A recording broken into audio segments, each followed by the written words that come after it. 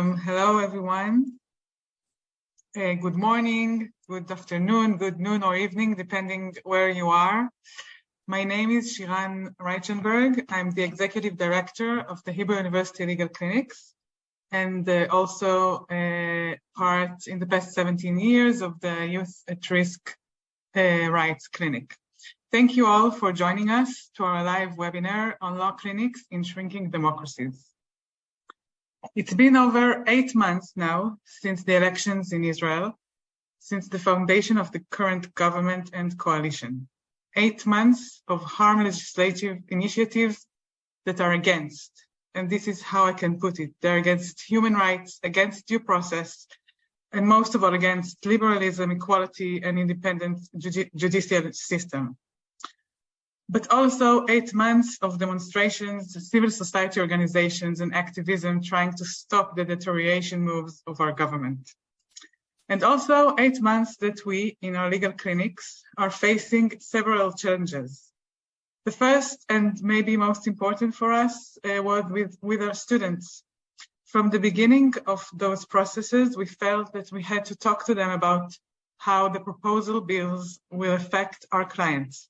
Why, when the government wants to minimize or even cancel the reasonableness cause, something that might happen even today, it will have immediate effect on different practice of promoting human rights. And it wasn't easy because not all of our students think that the so-called reform is negative. But we did it in our legal clinic classes, mainly trying to emphasize what is the meaning of canceling the reasonableness cause, how it will affect the everyday life of single mothers, youth at risk, people with disability, disadvantaged communities, etc. And we also had to think how we can continue our policy change work. Can we find partners in the current Knesset to promote issues concerning human rights? And in the meanwhile, while all of this was happening in Israel, we had to continue to do our work, representing in court cases, teaching and supervising the students, and writing policy papers about different relevant issues. And we also tried to contribute in different ways to the civil struggle that is happening. We joined different forums and partnerships. Some of us even ran for the bar elections. And we had clinicians trying to do what we could. But obviously, we have a long way to go. And if those legislation attempts will succeed, we will need to learn new methods trying to protect human rights violation. So this webinar is the first step in thinking how legal clinics can struggle this situation. What is our role in it and how we can learn from other legal clinics around the world that are facing similar coping. Before we begin our first session, I want to thank my colleague, Dr. Sigall Horovitz, who initiated and is the engine and motivator of this event, and it wouldn't have happened without her. I also want to thank Michal Grossman, who helped us organize this event. Thank you for all your help, patience, and hard work. I want to thank GAJE, which is the Global Alliance for Justice Education, for their support in this event, and also thank the Hebrew University Law Faculty, and also warm regards to all our speakers and participants. Some of you woke up very early for it, and I'm looking forward to hear your words. Finally, I want to thank all my colleagues in the Clinical Legal Education Center, especially Advocate Dana Yaffe and Advocate Nisrin Elian, who unfortunately is not feeling well today, at the Hebrew University Clinical Legal Education Center, who work very hard to improve the reality of our clients every day. So I wish us all an interesting conference, and thank you for joining us.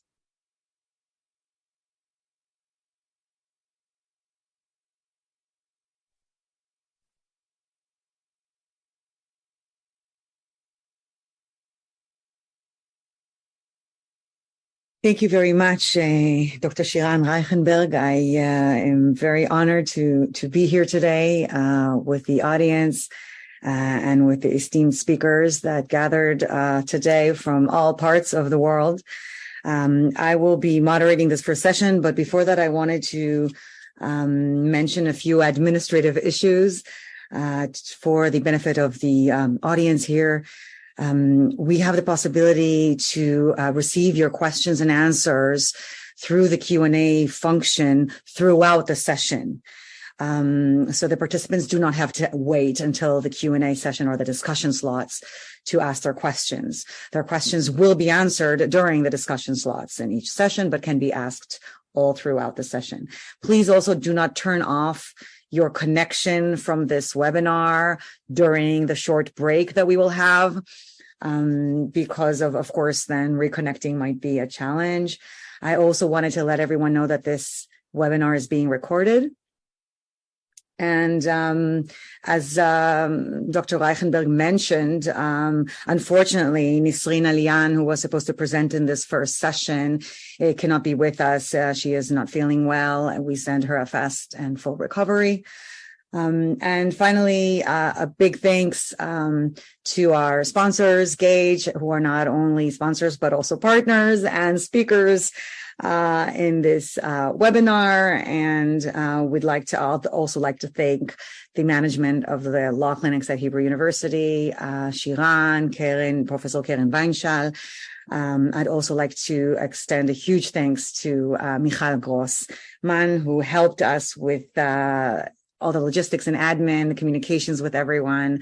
Thank you very much. Without further ado, I'd like to introduce our first speaker in this session, Professor Kenneth Mann. It is a great honor and pleasure for us to have you on this webinar. Professor Mann, as you can see in the program, is a multitasking engine behind many organizations in today's Israeli-Palestinian landscape. I will mention that what is not written in the program is that Professor Mann founded the Public Defender's Office in Israel and was the first public defender in Israel. Also founded the Clinical Legal Education Center in Tel Aviv University, so one of the first law clinics in Israel. And as we have here in the program, and we know that Professor Mann is the chair of the board of GISHA, Legal Center for Freedom of Movement, and the executive director of LEAP, which is the legal aid organization for Palestinians, and associate professor at the Faculty of Law of Tel Aviv University. Kenneth, over to you. I won't take any more of your time. Thank you very much.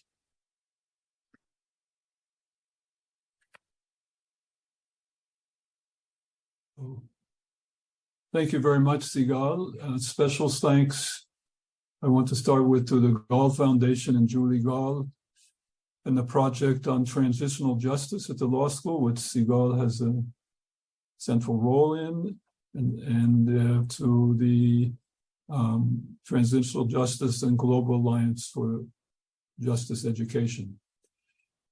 So Sigall asked me to speak a bit about the history of clinical legal education in Israel. I'll do that very briefly because it's not exactly on point, but it's background for our foreign guests.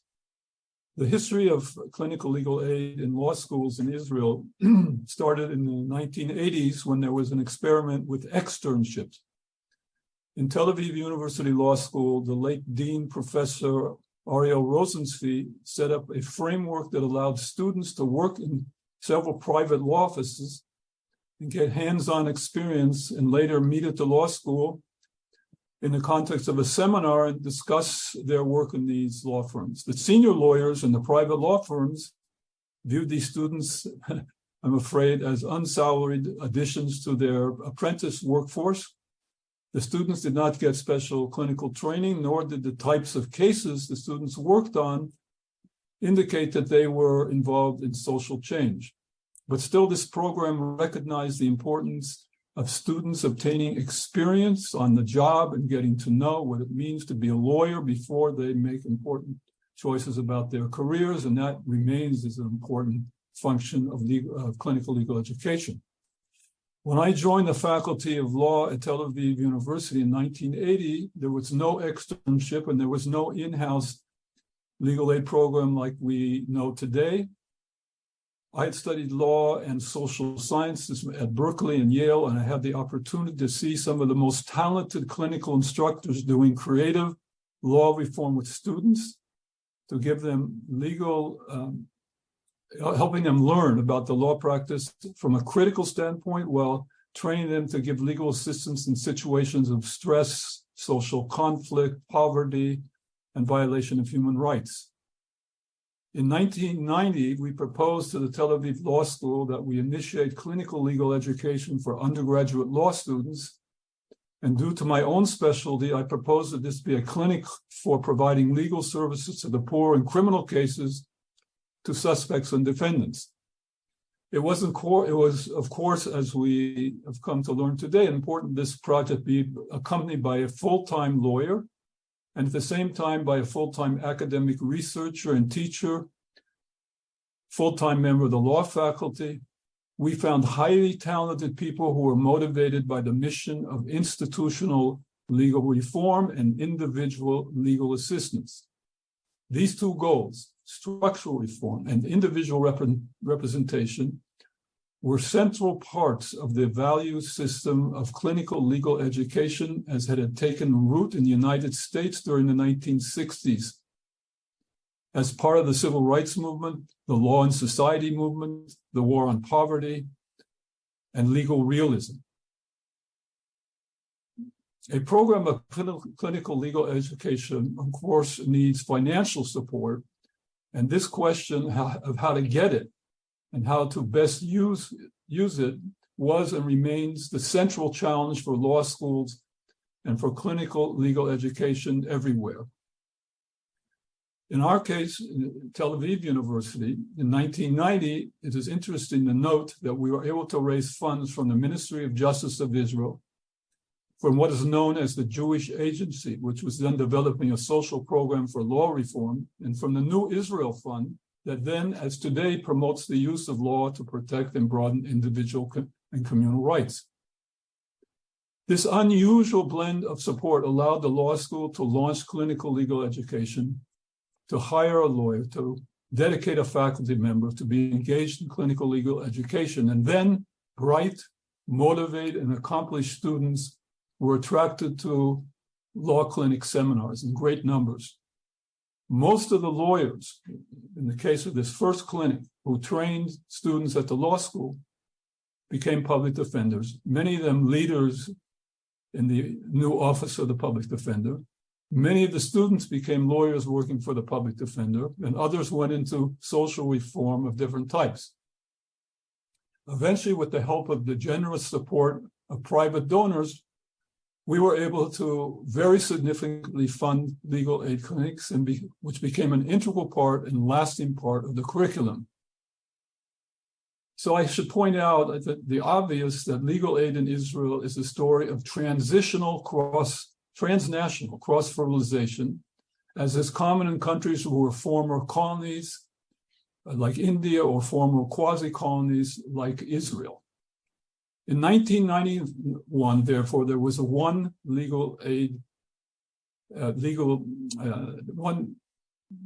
clinical legal education program or forum in Tel Aviv University Law School, one law school. Today, I'm happy to report that there are at least 25 different legal aid or law clinics, not all legal aid, law reform, law-oriented clinics, covering many different subjects in 10 law schools in Israel. So that is a very fundamental change of the picture in Israel over, well, it took 30 years. So let me move on now to the question of what are the challenges of law clinics, the challenges for law clinics in shrinking democracies. So I'll start with the proposition that the health and vitality and effectiveness of civil society organizations generally is dependent on the formal and informal policies of the government in respect to the activities of these organizations. Civil society organizations thrive best in the context of a liberal democracy. The idea of liberalism, we have to remind ourselves, is that while implementing policies favored by the majority, the government must necessarily provide protected space for minorities, minority opinions, minority rights, and activities of individuals and organizations who seek to change the policies of the government or oppose the policies of the government. The hallmark of liberal democracy is its commitment to promoting tolerance for the expression of contrary views, in particular, supporting freedom of expression as a central value of democracy. Freedom of expression for civil society organizations means not only freedom of speech, but also the right to demonstrate and protest in the streets and the right to organize and take legal action to freely attempt to institutionalize values that are not shared by the government. A repressive democracy uses the mandate of the majority, not only to make new policy, but also to prohibit the expression of contrary views by either eliminating civil society organizations, arresting or penalizing its members and actors, or by indirect means, such as by heavily taxing them, or impugning the loyalty to the state of its members and suggesting betrayal of fundamental state interests on their part, therefore inciting private reprisals as well as government reprisals or even violence against these organizations and people. In Israel, we are facing the latter problem. It's a threat. It's not necessarily all present here at this time. But I can say that there are already occurring attempts by the government to use indirect means through taxation and clearly through delegitimization and demonization of people who work in certain kinds of civil society organizations who seek law reform. In Israel, where many of the CSOs, the civil society organizations, are supported by contributions from government-related foreign organizations, such as the EU, the government of Israel is proposing to tax these organizations at the rate of 65%. The Minister of Treasury says that the human rights organizations are a threat to the existence of Israel, and this government, and I quote, must take care of this problem by taking away their funds and taking action against them. So the threat is real. How does this affect law clinics in universities? Law clinics in universities combine, of course, legal education and legal action. The operation of these organizations is in shrinking democracies are threatened in ways similar to or identical to the ways that anti-liberal policy in shrinking democracies threaten all civil society organizations that promote values that depart from or squarely contradict values and policies favored by the government. The size, intensity, and power of the threat is highly correlated with the measure of how much any CSO, any civil society organization, threatens or contradicts important governmental policies. Clinics supporting the right of the elderly, small businesses, and consumers, which there are, Holocaust survivors or marginalized youth, are not as directly threatening to the government policy, like clinics supporting human rights, refugee rights, the right of criminal defendants, and multiculturalism and diversity in communal life. The obvious reason is that the latter CSOs, human rights organizations, refugee rights, and so on, impact directly contrary to the interests of at least the present government. For instance, let's take a law clinic that deals in providing criminal defense services to defendants and suspects in criminal cases. And let's take the example of persons who were arrested in a demonstration against the government. In our case, for instance, government reforms aimed at the judiciary to take powers away from the judiciary. What happens when students in a law clinic take part in the defense of these arrested persons? Do they expose the law clinic to sanctions by the government, pressure by the university, pressure by donors or other faculty members? This is a problem for a legal aid clinic that deals in criminal defense. Should they self-censor their activities and refrain from cases of this type, cases that they would naturally take but for the pressure that might be brought on them and the threats that they feel in the current environment in Israel? Law clinics and universities, on the other hand, may enjoy some special protections. The protection that comes from being associated with a university that legitimizes their operation. The public naturally assumes that organization that work with, or in the context of universities, have been checked, cleared, and are doing appropriate work, and whose goals are appropriate to the mandate of universities throughout Israel. So this may be a protection. However, there's a backside to this, or a downside, and that is that the universities are particularly subject to regulation and sanctions and pressure because of their dependence in Israel on budgets which have to be approved by the Treasury and by other agencies within the Israeli government. So there is a danger in Israel that the actions of some of the legal law clinics that work on law reforms whose interests contradict that or depart from the government will lead to threats on the universities, pressures on the universities, who will feel that they have to protect their broader interests in their financial condition and their support by donors.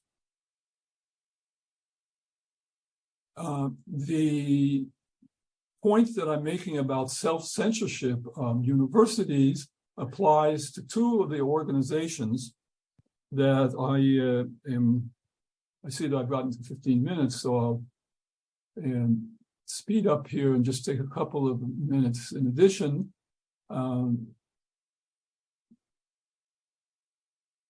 it applies to the organizations who I just mentioned quickly. GISHA, Legal Center of Freedom of Movement, which seeks to protect the right to travel for Gazan Palestinians and the right to have meetings with family, education, and training outside of Gaza at a time when Israel controls the borders of Gaza, with the exception of one exit to Egypt, which is very difficult for Palestinians. And the other is Legal Aid for Palestinians, which focuses on Palestinian workers in the West Bank who work in Israel and on families whose homes have been burned by Palestinian settlers. Both of these organizations clearly involve focused on protecting and promoting basic human rights. To the best of my knowledge, there is no university in Israel or institution of higher education which is willing to entertain having a legal clinic for its students that would take action in respect to protecting human rights in the occupied territories.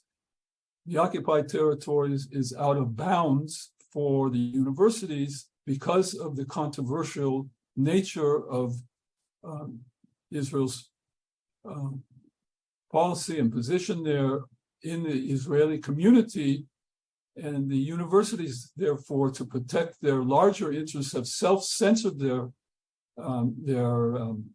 departments, including the law schools, to prevent them from taking institutional action as they would take in other situations within Israel. Let me get to the point to how we address these problems, and I will end on that. I think for law clinics, it's very important to identify individuals and groups within the universities, not necessarily within the law faculties, but within the universities, who understand and highly value freedom of expression and the right of a university to administer a program for training students in issues that relate to law reform, as all kinds of law reform, including human rights and other fundamental social values. That is, identifying individuals and groups or getting in contact with them, discussing the matter with them, making them aware, and perhaps turning them into supporters when the issue comes up in administrative circles within the university. The second point is to identify similar people in the public, particularly elites who understand or can understand the importance of the vibrant and free space for civil society organizations that challenge government. And if they don't fully understand, but they are able to understand, to educate them about this. The third point is to try to garner international support from favorable governments, from individual actors, and in particular from civil society organizations doing similar work outside of Israel. And this points out the very important, I think, goal which law clinics should have is creating alliances with other clinics in universities throughout the world who can be lobbyists for them and whose voice and influence will be heard within Israel and will be brought to bear on the Israeli decision makers when it comes to perhaps sanctioning or penalizing clinics through universities. The question, I think the very difficult question, and I will end on this point, is to what extent either permanently, and I think that should be avoided definitely, but temporarily, law clinics take strategic action to prevent their students and their programs from doing things that are viewed as not just extreme, but very extreme from the point of view of the critics who hold today the government power to sanction them. To what extent is it legitimate to try to save the heart of the activities of the clinics? And in order to do that, to sacrifice some other activities which are not the most frequent, but they may be very important. To what extent is that legitimate to do? Should it be done? I think that's a question that we might discuss in this context. Thank you.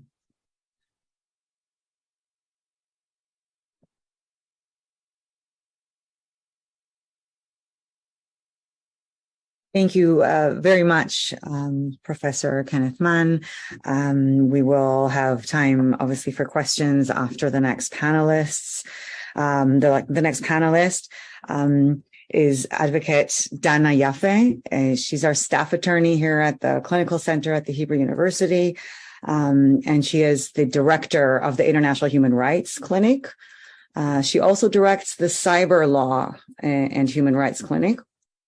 And I think Dana's presentation will follow exactly on that last point, Professor Mann, that you make with certain communities that are more challenging for us to work with, in particular Palestinians, refugees, and other groups that are particularly, I would say, affected by the democratic decline for reasons you mentioned and other reasons that Dana will explain. I just wanted to point out that I didn't say in the beginning that we do have under the law clinics a transitional justice program, and that program is the organizer of this webinar, and it is exactly trying to tackle some of the issues, some of the groups that are extra sensitive for us to work with, but still to bring them into the scope of our work. Dana will say more about that, but I wanted to acknowledge that this program in the clinics had organized the webinar, and to thank the GAJE Foundation for funding the transitional justice program here in the clinics. And I think that is exactly the last, one of the last points you mentioned, and we'll give the floor to Dana to continue along those lines and talk a little bit more about the nuts and bolts of our work. Thank you very much. Thank you very much, Sigall, for your introduction, and I'm very happy to be here, and I appreciate the opportunity to speak, and mostly looking forward to the Q&As and for the second panel. So as Sigall said, I direct the Clinic on International Human Rights. And in this clinic, we focus mainly, not only, but mainly on people who are in Israel, who don't have citizenship in Israel. It could be from various reasons, but I chose, and it took me some time to pick my examples because I have so many of them, and I could elaborate more if there would be a question. But I want to focus on two cases we have in the clinic of two people we represent legally. One is a refugee from Darfur, is an asylum seeker here, and the second is a Palestinian woman who applied for a family reunification with her mother and sister, who are from Jerusalem. And I think, or the main line I would want to present is the fact that in the legal clinics we have a love-hate relationship with the courts, because while the rulings of the Supreme Court in Israel are highly criticized as being left-wing or over-activist, we or I find them to be very limited in the scope of protection they provide for human rights, especially with these regarding these populations who do not have any political power. So they don't have citizenship in Israel, they cannot vote for parliament, and so they are I would say the most marginalized population there is. So I would start with the example regarding the asylum seeker or refugee from Darfur, who is in Israel since 2007, so for almost 16 years. And he submitted his application. Back then it was to the UN refugee officer in Israel. And he's here ever since. He enjoys the protection of non-refoulement. So the country, the Israel doesn't aim to remove him or exile him back to his own country, but he doesn't have any status in Israel. So over the years, the official standing of Israel as the state is that they don't have enough information, or that they need to wait and see how things go on in Darfur before they give a decision, only a decision on the asylum application. It could be yes, it could be no, but the application is pending. And then that wasn't us in the clinic, but there was a petition to the Supreme Court who was submitted in 2017. So it's like almost 10 years, 8 to 10 years since most of the asylum seekers from Darfur entered Israel. And the application was very limited in my eyes, or in my view, as it was only stating what I would say obvious, that 10 years for a pending application is not reasonable time to provide a decision. And what the petitioners asked the court is only to give a deadline, a reasonable deadline for the state to provide an answer in these applications.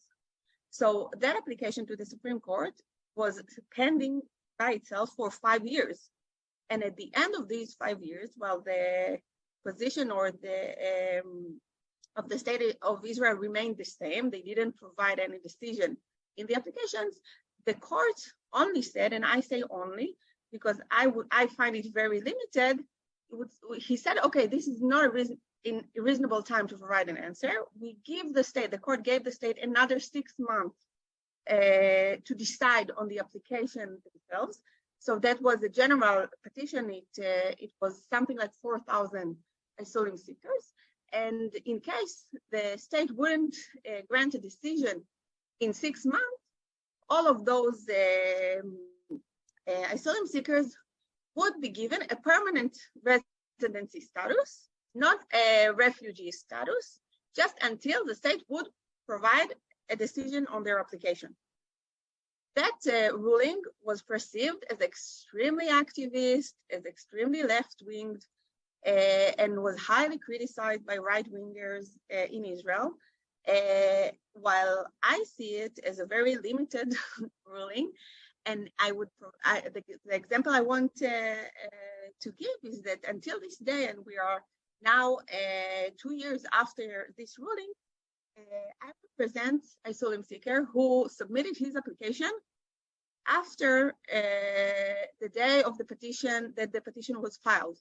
So he submitted his application in 2017. So it's been 6 months since he submitted his application. And the state looks at the ruling and says, okay, we do not have any obligation of reasonable time according to this ruling. We only have to address all the applications that was submitted by the petitioners themselves in that ruling. So this ruling, aside from being limited for the petitioners themselves, is very limited, or the way that it is perceived by the state or respected by the state is very limited in itself, and do not provide any general legal protection for other asylum seekers, even though the legal question remains the same. And I would say the legal answer is very obvious, that 6 years is far from being reasonable time to decide on an application for asylum status. So this is one example concerning refugees. And the second example is concerning a Palestinian woman. She's a very special, very talented woman who has reached Israel when she was 19, and she wanted to reunite with her mother, who is a permanent resident of Jerusalem. So the legal field in this manner is very complicated. I would only say that there is a law that was legislated in 2003. So it's been 20 years since it was legislated as a temporary order. So it was supposedly would be enforced only for a year, but every year it is reinforced for another year. And that temporary order, which is called in Israel in the media the family reunification law, basically prohibits Palestinians or people who are enlisted in the Palestinian Authority as residents there to receive any status in Israel, aside from only a permit to stay in Israel, just to stay with no rights, no ability to work in licensed occupation, no social security, no health insurance. Generally speaking, it changed a bit, and it's so I don't go into details, but what is important to the specific case I want to speak of is that there is an article in that law that was introduced only after a pending litigation before the Supreme Court that tried to soften this law. And this article creates an exemption and says that if a person can provide proof that he has essential contribution to the economic ecosystem in Israel or to the security in Israel, they, or at least she or her or him, would be able to receive a permanent status in Israel. And this woman, she comes from a very, very harsh background with abuse back home and a very tragic story. And she is, I think, one of the most impressive persons I've ever met. And she has managed to get admitted to the Hebrew University to receive a master's in microbiology, and now she does her PhD. And all of her life is in Israel because all she has is her mother and two sisters, and they are permanent residents of Israel. And we submitted an application on her behalf to say that she is entitled, because of her contribution, because there is no fear of any risk to the security of the state, to have her status in Israel upgraded so she could be considered a permanent resident in Israel. And again, we find ourselves in a problem because on the surface there is this article, and we can submit this application, and it should be examined by the Minister of Interior Affairs and receive a decision. However,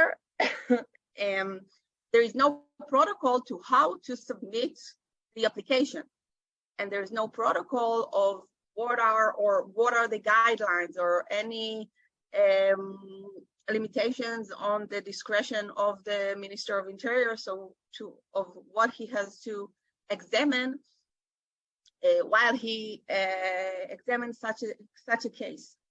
So again, we turn to the lower courts and we submit a petition, and we ask the court to provide the answer. We say, okay, we have sent the Minister of Interior Affairs the application. We receive no answer. It's not a reasonable time. There's no protocol. There's no specific guidelines for how such a decision could be made.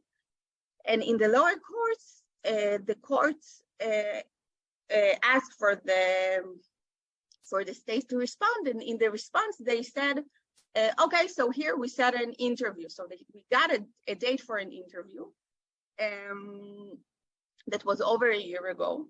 We went to the interview and still there is no decision. So if I connect the dots between these two examples that I provided, I think both of them show how, on the one hand, we have a ruling of the Supreme Court, which is highly criticized and is perceived very activist on the one hand. I think, or in my eyes, they are in themselves, those rulings are very limited and they don't give the minimum standard of protection needed according to international law standards for human rights. And still, even if we try to apply these standards, these limited standards before the state or in lower courts, we reach not a dead end, but we reach many barriers, and the state takes its time on purpose as a method to refrain from granting the rights that these people we represent deserve. And having these two cases in mind, I want to describe the challenges I see as a clinician in the last year in the atmosphere in Israel. And I think is one of them is what I teach my students. Okay, what are the lessons I want them to end up, or what would I want them to think about when we have this litigation in courts. And what I used to emphasize, and I still emphasize, is that the courts don't do enough. That the courts are far from being an actor who grants enough protection for human rights, especially in these fields that I've mentioned. But I know from my colleagues in the legal clinic education center that it is true for other legal fields. And in this last year, in the public atmosphere is to protect the courts, that the political field is wants to reduce their scrutiny or limit the court's discretion. And this is a challenge to have it to address the complex perception of courts. As on one hand they don't do enough, and on the other hand we work with them. They are the most relevant actor at many times, as I've described. So I think this is one challenge I have. And another or two more challenges, which are more strategic towards the clients, or if the real question of what would be the best way to promote the protection of human rights. So here I find myself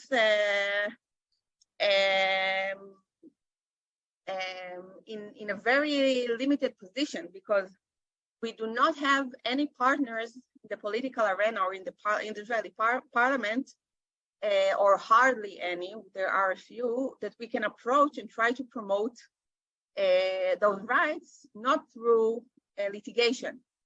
And this in itself creates a lot of times more criticism over the courts, because they are being called or dragged into the political arena, which they are not supposed to be a part of. So this is another challenge. And the second one is that I find myself, even if I take a case to court and I am in a litigation, I am much easier to negotiate with the state, and I have a lot of I fear submitting appeal, and I fear trying to provoke the courts further, as I know that in this political atmosphere, the courts would be more reluctant to provide protection. And my first obligation is to the clients, and I would want to achieve the best results the clients would have. So I would settle now for, if I take the examples of the clinic, I would settle for a lesser status than I would have 2 years ago.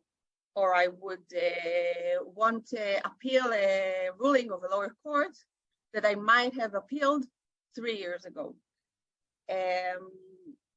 And these decisions, or these are the strategic decisions of how we should address the courts, or should we fight the whole way because we think we are right, or should we be ourselves a so-called political actor who decides the legal strategy while considering the legal results possible, is another challenge, especially in the clinics, when I have all the time in mind what I want my students to see, or how would I want my students to shape their identity as legal actors.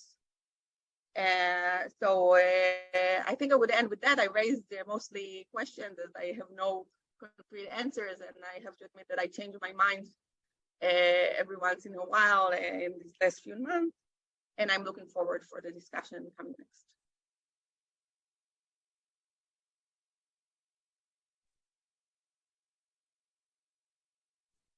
Thank you very much, Dana. Thank you very much, Ken, both of you, for highlighting some of the challenges and the background to the legal situation, political situation in Israel.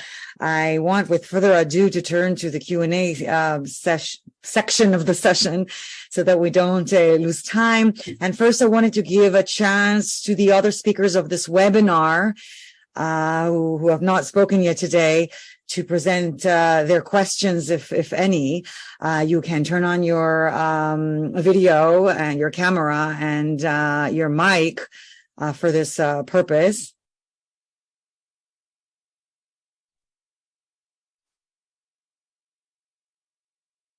Yes, and please briefly mention your name. We will hear all of you later, but you haven't yet been introduced. And then ask, please, your question. Thank you. We will later on take more questions from the audience that we have received in written form. Should I go ahead? Yes, Steve, please. Yeah. Hi, Steve Rosenbaum.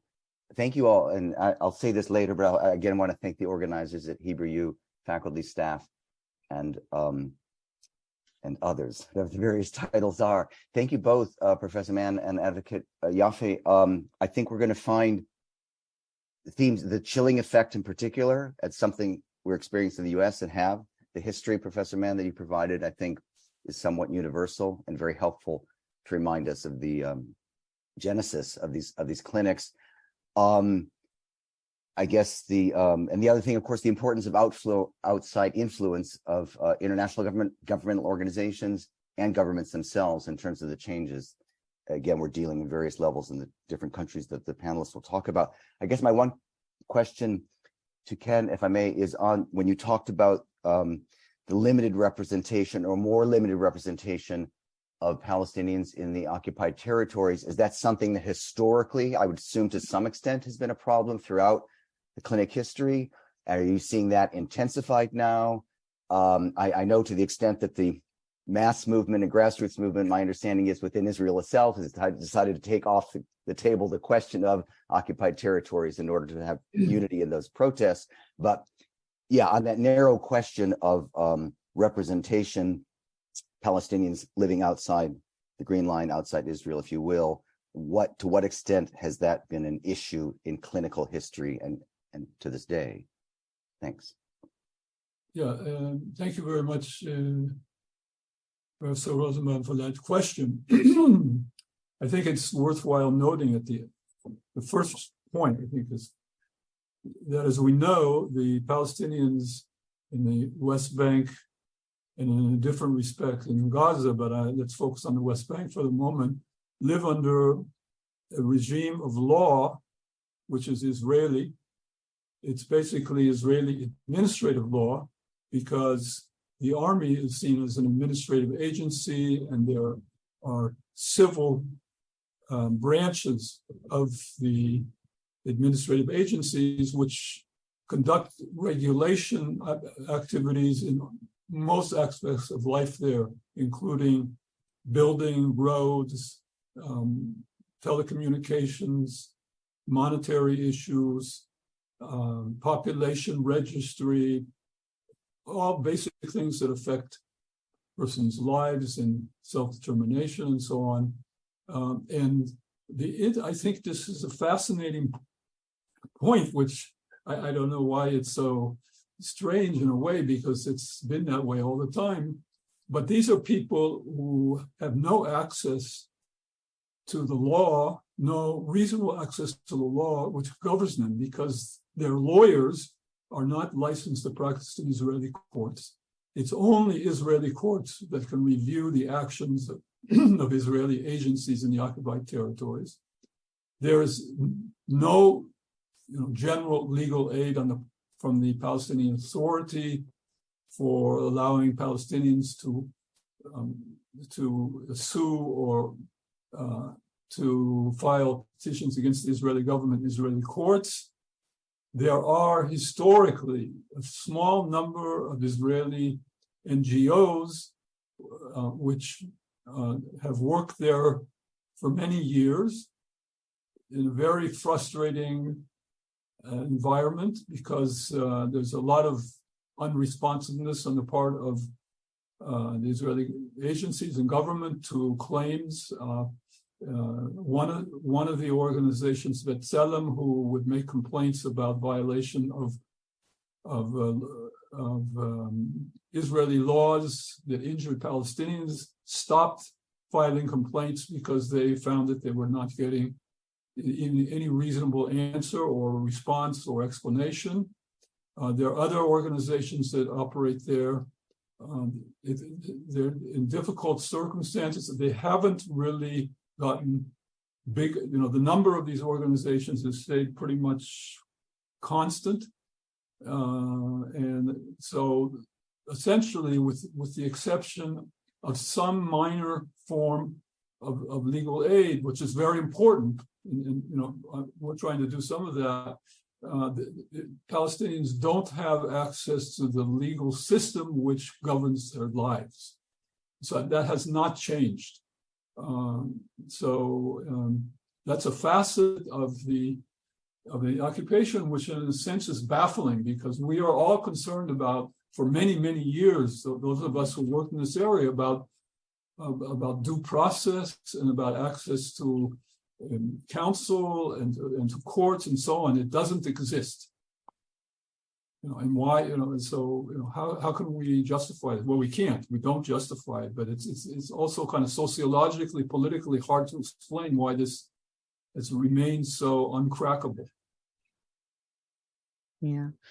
I just want to note that we're 10 minutes into the time of the next session. So I will, I think that we had another speaker that wanted to ask a question, but first, I don't know, Dana, if you want to add anything very, very shortly to the last question and answer. Okay. I'm sure this is an issue that we could take on into other discussions and other sessions. One short point, there's just a technical point, because Dana spoke about representing Palestinians. We know that these are Palestinians in legal aid programs living in East Jerusalem, which is considered by Israel to be part of the state. So that's not included in my comments about the lack of access. So I think it's important to distinguish between Palestinians in terms of access to legal aid who live in Jerusalem and those who live outside. Yeah, I completely agree. It's just that we represent Palestinians from the Palestinian Authority who wants to granted the permanent residency in Israel or any stay permit. So it's a mix. Well, good for your university for allowing that. Yeah, I agree. Exactly. It's not a general phenomenon, as we know. Right? Yeah. Okay. Right, but these are some of our challenges and some of our groundbreaking really cases, and that we hope to be able to continue, of course, to work on successfully, hopefully. And so I see there are many questions also in the Q&A function. Many of them are general, and we will wait to answer some of them in the next discussion slots. Then I don't see anything specific now to the two presentations we just had. So I'm going to continue to keep those questions open and move to the next session. And then we will take all the questions so far in the Q&A slot of the next session. I hope that's okay with everyone. And I'd like to present the moderator of our next a session, Professor Yuval Shany, formerly the academic director of the clinical center here at Hebrew University, currently on sabbatical with numerous affiliations. Yuval, maybe you can say a few words. Yuval used to be our dean. He was also chairman of the Human Rights Committee, and of course, many other functions. Yuval might want to talk a little bit about his current role and then introduce the speakers of the next sessions. Thank you very much. Thank you, Sigall, for this kind introduction. Of course, the most important thing was that I was your PhD supervisor many, many years ago. But we are now moving from, thank you very much for inviting me, and thank you very much for participating in this very interesting event. I missed the first few minutes, but I was able to catch most of the discussions in the panel on Israel. But now we want to expand the discussion and bring into the fold some other legal systems which are facing both the challenge of providing clinical legal education and also how to put it, a context which raises particular challenges.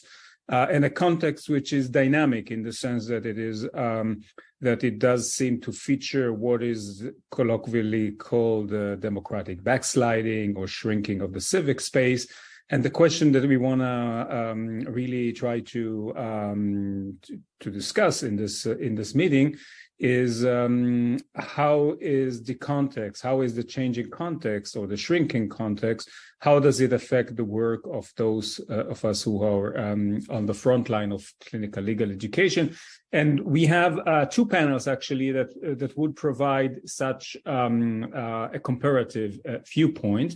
Unfortunately, we have only 3 continents covered today, not all 5. But we do have still quite a rich list of speakers with vast experience and very interesting perspective. So we will be covering in this coming panel 3 countries coming from 2 different continents. We have a, so to speak, Polish case study. We have a Mexican case study, and we have a Brazilian case study, or actually we have experts, practitioners, academics working in these contexts. So we very much look forward to the interventions by our 3 speakers, who I will now briefly introduce, and then pass the floor to them for short presentations, after which we will have some time for discussion. So our first speaker will be Dr. Filip Czernicki, who is a board member of the Global Alliance of Justice Education, which is one of the co-sponsors of this event, and is also the president of the Polish Legal Clinics Foundation. And Filip will give us a short overview of the situation of clinical legal education in Poland, especially given the current democratic decline in this country, and how challenges that are being presented by the political context are affecting the work of clinical legal education in Poland. Our next speaker will be Amrit Singh, who has rich experience in many continents. She's a professor of practice and executive director of the Rule of Law Impact Lab at Stanford Law School in the United States. And she will speak about a project in which she works with the Mexican Bar Association on issues that have to do with democratic decline in Mexico, specifically in the field of electoral integrity and judicial independence. Although I understand that Amrit's project is actually broader in scope than just Mexico, and she will be able to also perhaps comment on more generally about how does the rule of law and clinical legal education fare.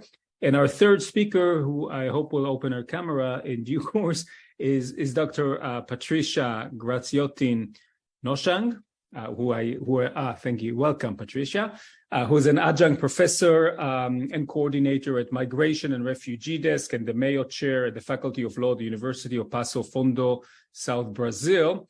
And she will provide us with an overview of the work of her clinic, which, like Dana's clinic, works a lot with migrants and asylum seekers, although the numbers there seem to be very, very large, probably larger than the numbers that we are able to address in our clinic in Jerusalem.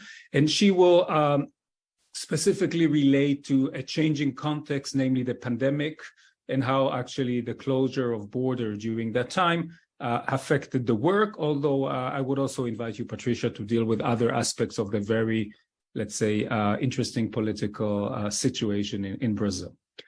So without further ado, I pass the floor to Filip for his introductory comments.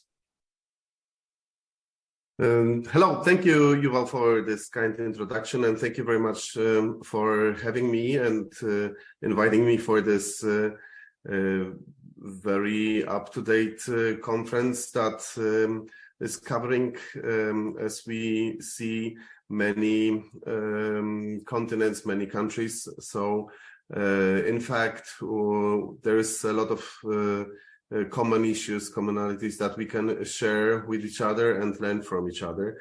I have the pleasure to welcome you on behalf of the co-sponsor, the Global Alliance for Justice Education, that I used to chair the board for more than a decade. Now I'm the board member. And GAJE is happy to co-sponsor this event, as we are trying to strengthen and help to develop the network of clinical legal education all over the world.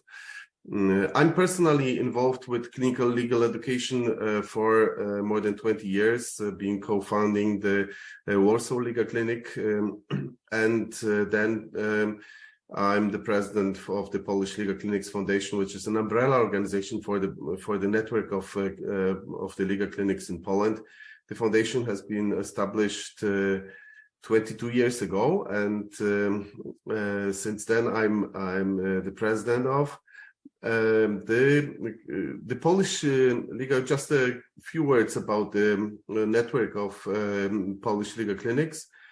It is a quite well developed and well established network of legal clinics. We started with only a couple of clinics, mainly supported by American donors, but throughout the years we have reached the number of 27 legal clinics placed at every law school in Poland, part of the legal curriculum. It is a network that is well recognized. It is now fully supported by the universities themselves. So the clinics are part of the legal curriculum, and they are part of the structure of the university. So that's the most important for the sustainability.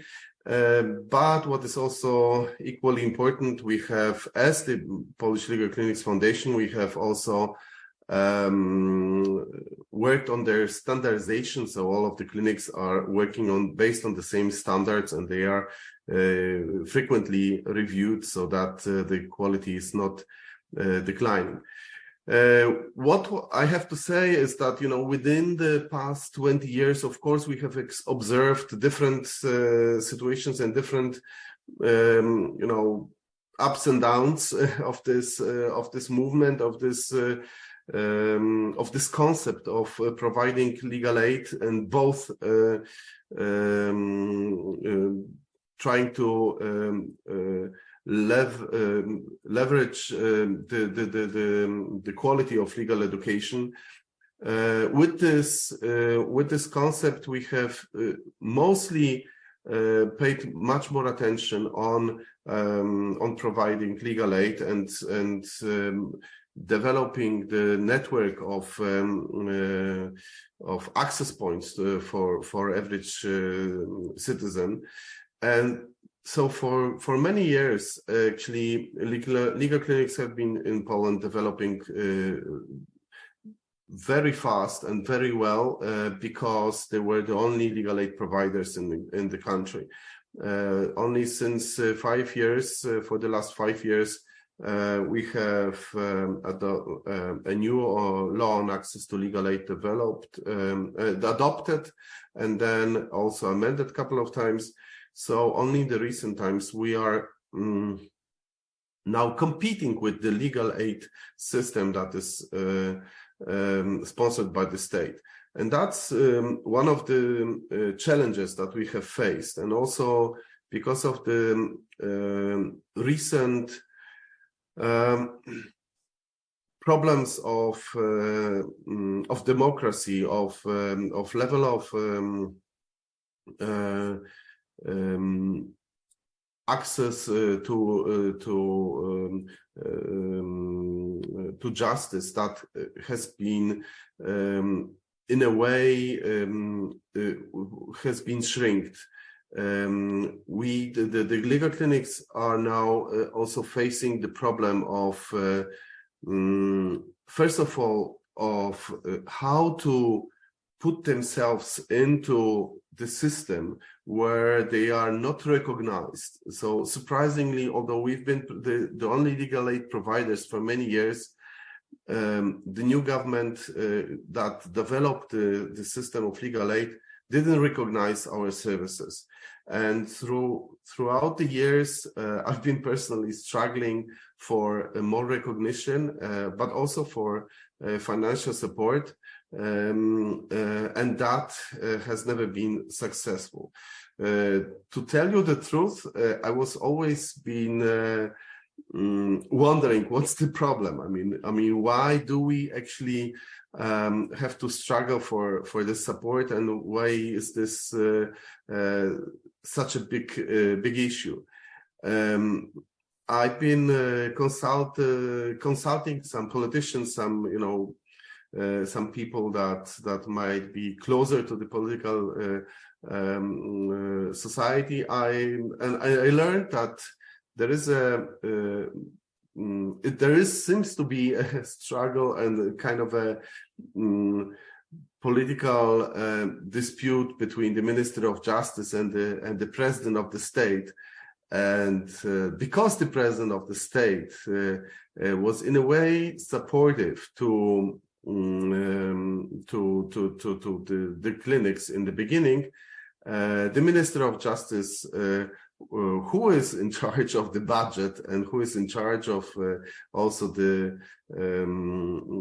law, amending the law or proposing any amendments to the law on legal aid, he simply didn't want to help legal clinics to be involved into the legal aid system, and so not to support any kind of initiatives or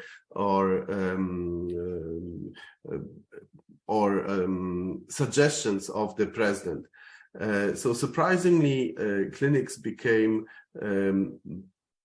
part of let's say, political war between the Minister of Justice and the President, who is also, who later then became also another, I would say, political enemy of legal clinic movement because of his actions that were unlawful, always were not constitutional. Then he was accused by his own alma mater, so the law school that he was graduating from, so the Krakow, so the Jagiellonian University in Krakow was issuing letters or appeals to him that he should step back from his decisions or law or unconstitutional laws or behaviors, actions that he undertook. So he took, and because the Jagiellonian University dean is also one of the co-founders of the legal clinic, some people say that now the president also is against the legal clinic because the legal clinic is the one that is criticizing him, and the clinical professors are the one that are criticizing him the most. So it became really a true a disaster for the clinic, because in fact we lost all possible external support. The universities do help financially clinics to survive, but of course we cannot develop without additional funding if we are not capable to look for additional funds or new projects supported by the state. It is definitely a struggle. Secondly, there is also a general dispute on how the system of legal aid should look like, and because of those political struggles between the political parties, and that's what's the most funny part of it, that all of those political actors actually are of the same party. They are the it's Peace and Justice Party. That's how they call themselves. That's the ruling party. And although they are constantly in a fight, so they are not peaceful at all.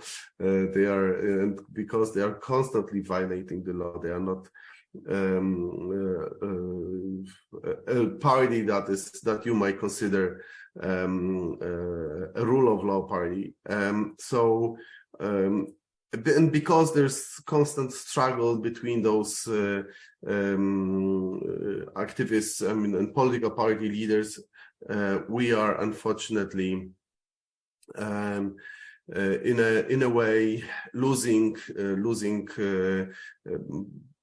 possibilities of development or further and better position for the future.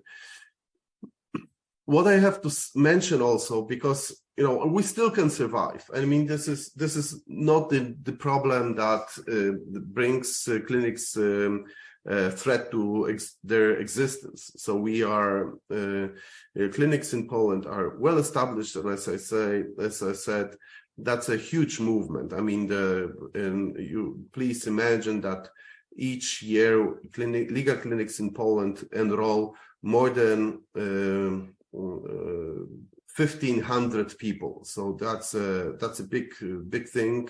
There is over 350 law professors that are involved in supervision of their work. They provide couple of thousand legal advisors yearly from the legal clinics. They graduated more than 25,000 people already throughout those years. So 25,000 lawyers are with the clinical background. So that's a very strong movement, and we are not afraid of clinics' existence. We are rather, struggling this momentum that suddenly, politics has some meaning into something that we would never expect to be political, like legal aid or legal education. And definitely this is weird, and was hard to imagine that we can be as a side effect of the political fights, clinics can be affected. But what I also wanted to mention, I want to I'm still watching the time, so I just want to be brief. So what I wanted to mention, it's because I'm also here the only European speaker. I just wanted to mention that I'm very much concerned, and I'm very thrilled also about the situation that is happening to our clinical friends and professors east from Poland. I personally has been very much involved in developing a legal clinics network, both Ukraine, Belarus, Russia, all the former Soviet Union republics, Caucasus as well, countries like Georgia or Armenia. But what is to my biggest concern, of course, the Ukrainian clinics are in a physical fear. I mean, there some of the universities simply has been bombed. I saw a friend of mine sitting next to me receiving on a conference pictures of her law faculty at Mykolaiv that was with literally the clinic bombed by some Russian strike. That was a complete disaster. Some of the clinics, and a good friend of mine from Donetsk simply escaped when the first invasion 2014 started. They moved to Vinnytsia, to a completely different city with all the academics and academia and the legal clinic itself. But they are physically in danger. I mean, this is really a horror. But they do operate. We are in constant contact, and I'm really happy that none of my clinical friends still haven't been affected by the war themselves, or nor injured. So this is the good side of it, but they are really in bad story. But then in compare, Yuval? Yeah, just if you can wrap up, because we have to proceed. I know, just 2 minutes. But then I have to also mention, but speaking about shrinking democracies, what I have seen as a person involved in setting up clinics in Belarus. They've been operating for more than a decade, serving people, serving the law students who actually benefited from this new model and also better model of legal education. Most of my friends from Belarus has escaped. Majority of the legal professors who used to run legal clinics in Belarus, after even some of them, after some being in jail for a couple of weeks due to even administrative decisions. Administrative decisions put them in jail. But then they simply escaped. So more than 10 of the Belarusian legal clinics professors are now abroad, most of them in Poland, some of them in other countries. So this is, this is a true bad story, and how, a purely human rights oriented activity can be of a threat to the state, and when the state is seeing this kind of activity of a danger to the state, and that I wanted to mention that if we don't stand aside of those people, if we don't help them in due time, and help them also to survive the bad times, hoping for better times, there will be no hope for justice and human rights in those countries that are ruled by autocrats and not democratic governments. Thank you very much. Thank you very much, Filip, and thank you particularly. I now move to Patricia for your intervention. Thank you. Thank you. Good morning. I prepare a visual presentation just to be more helpful to understand where are we, and can you listen me well? Yeah, we hear you well. Thank you. Let me see if I can present. 1 second, please.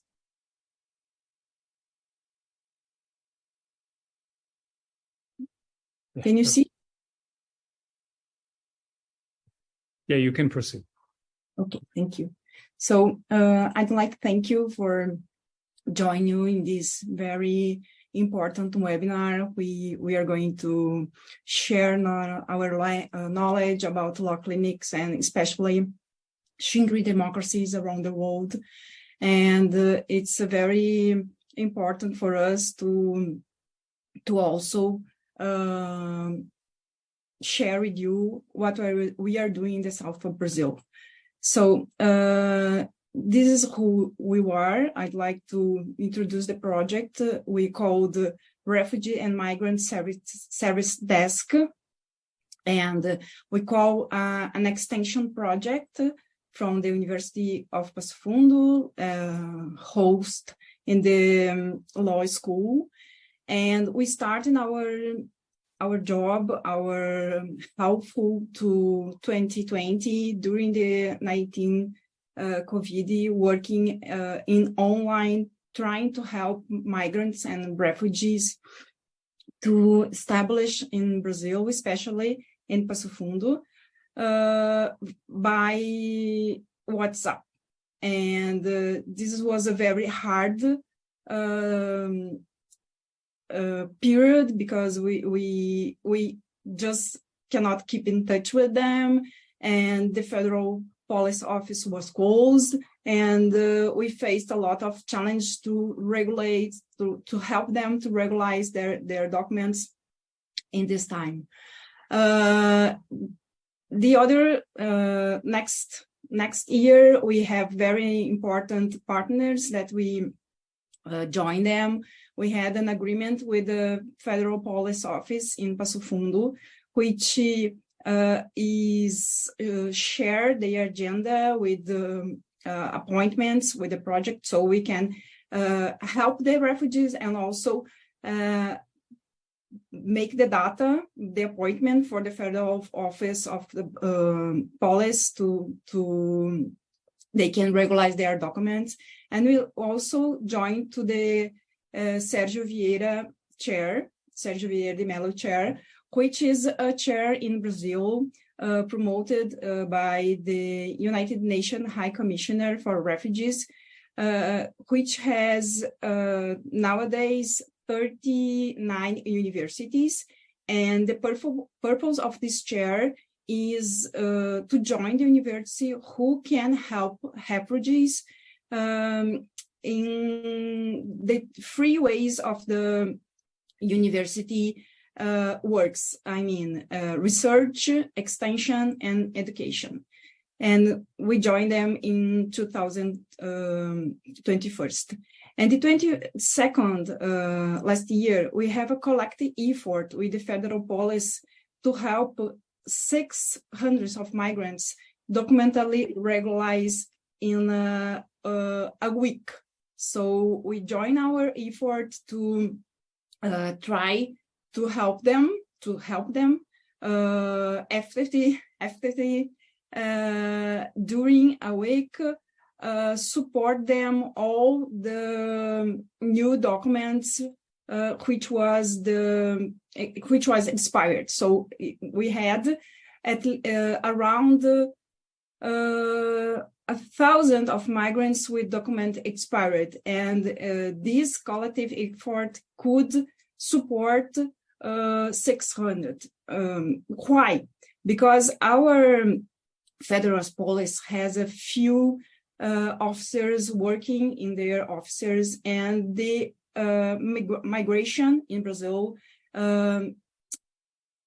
increased a lot in 5 years. And this is also our challenge to give them, to help them to find, to guarantee the human rights in Brazil.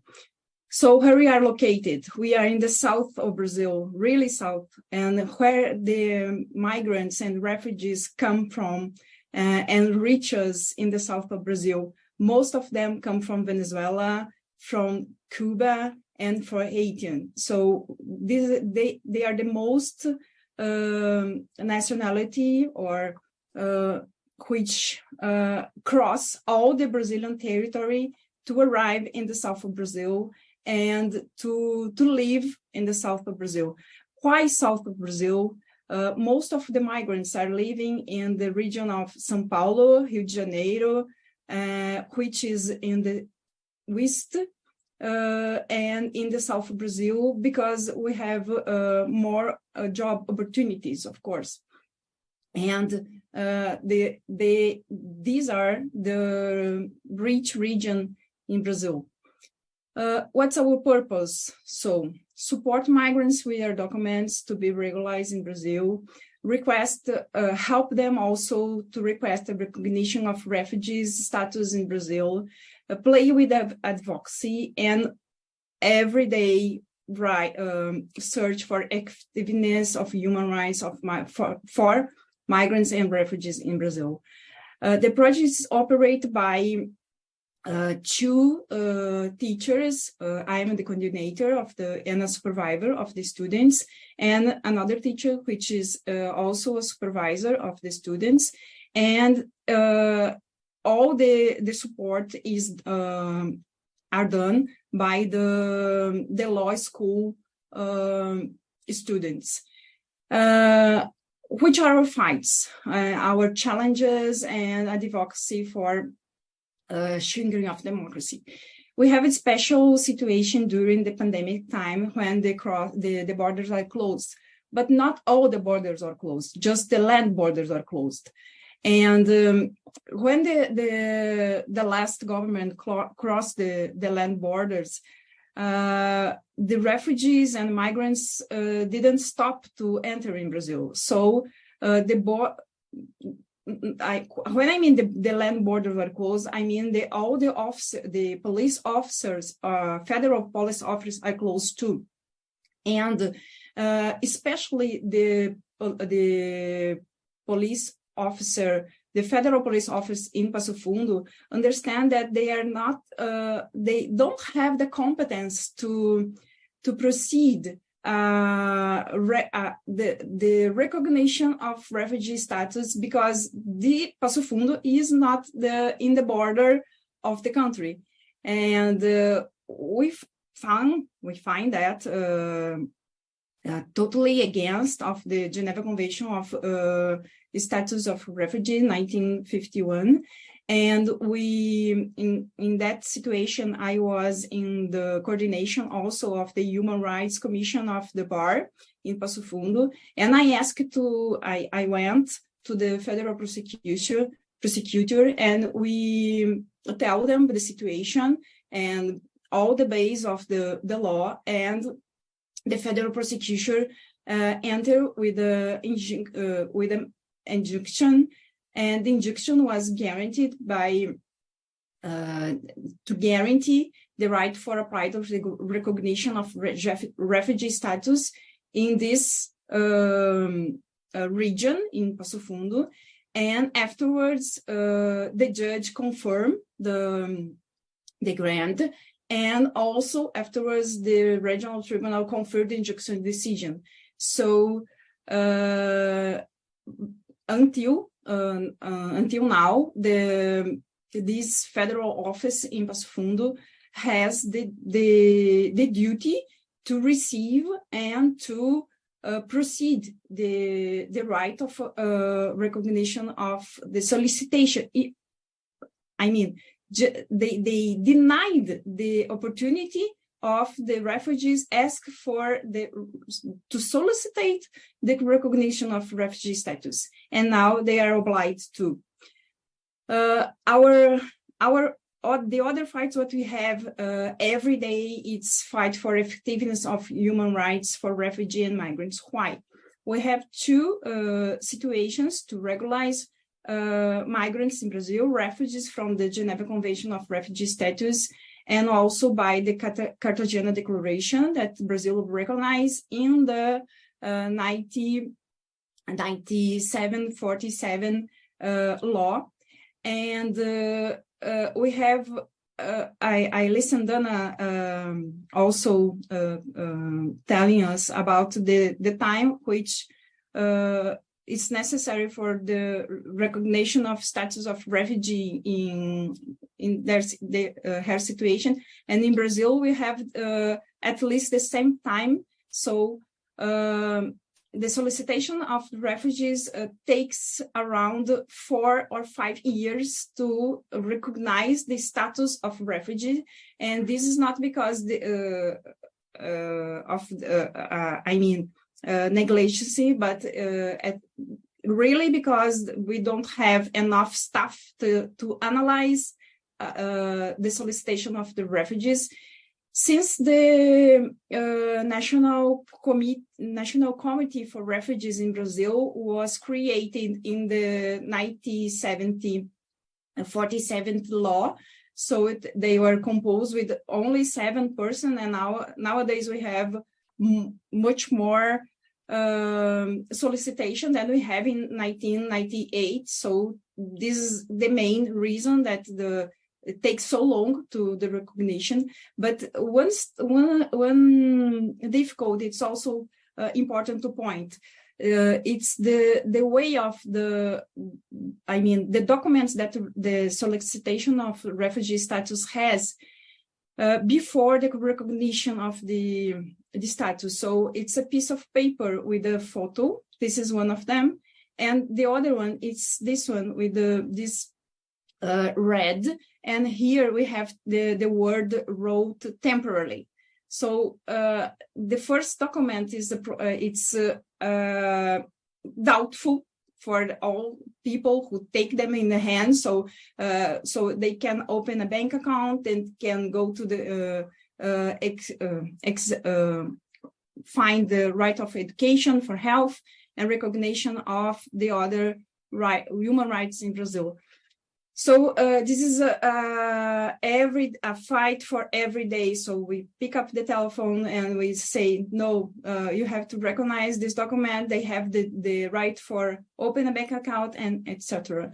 And when they have the status of refugee recognized, they're going to have this document, which is with this blue 3, and is the same document which the migrants in Brazil had regularized. I mean, temporarily or in the way of humanitarian visa, like Haitians, and also gave to Afghans, Ukrainians, but it's a national law, national act, and it's quite it's quite unfair because we have we have international law here, we have a national law here, and it seems that the national law gave more rights to the migrants instead of the international law. Our last action was from last action that we take as a project. We noticed that all of the Cubans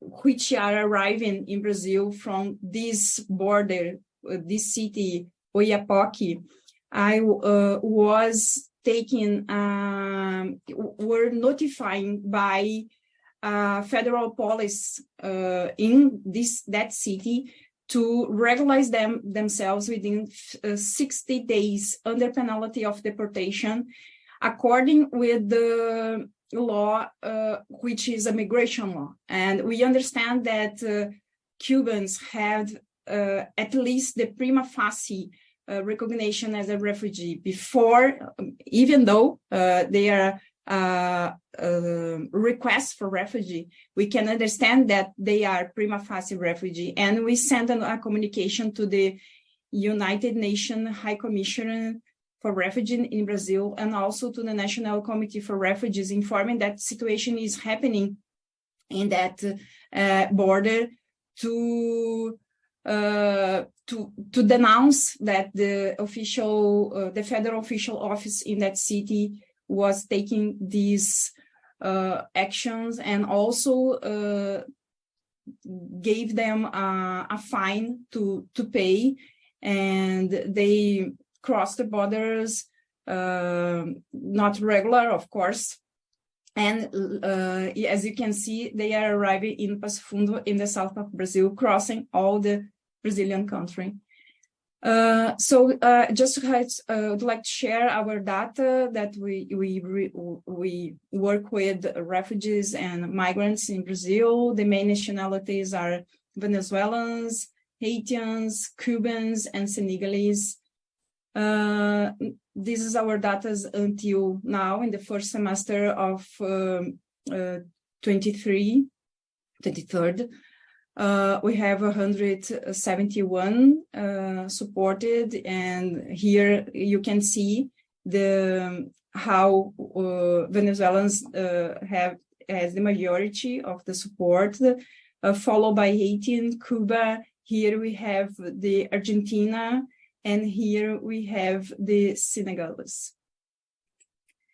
We have also a research group, which is held in the post-graduation and master program in law, and we had 3 ebooks published regarding also migration and refugee. And this is our team, our students, Leonardo, Brenda, and Pedro.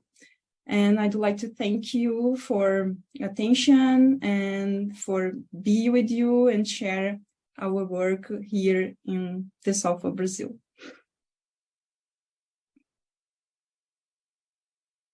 Thank you very much. You need to unshare. Stop to share. Share. Let me try. Yeah. Okay. Super. So thank you very much, all 3 of you. It was a really fascinating session, and we did hear some cross-cutting issues that are, I think, very interesting regarding the interplay with political systems, questions relating to funding, public funding, questions relating to security conditions, questions relating to cross-boundary support, and also dealing with unique challenges concerning maybe the legitimacy of what clinical education or clinical projects do in certain regions and the like. We have a few minutes for questions, and we will start if there are members of the other panels who want to take the floor. I will encourage them, like before, to turn on the cameras and pose a question.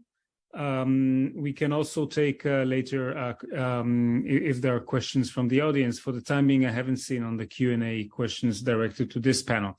So I would encourage members of the meeting to raise a question. Yes, please, Mr. Khan, you have the floor. Yeah. Thank you so much, Patricia. Very good presentation. I wanted to ask that whether, being a permanent faculty member, are you allowed to practice the law independently or not? The first question. And the second question is that whether you receive any incentives for working in clinical legal education from your institution, from your university.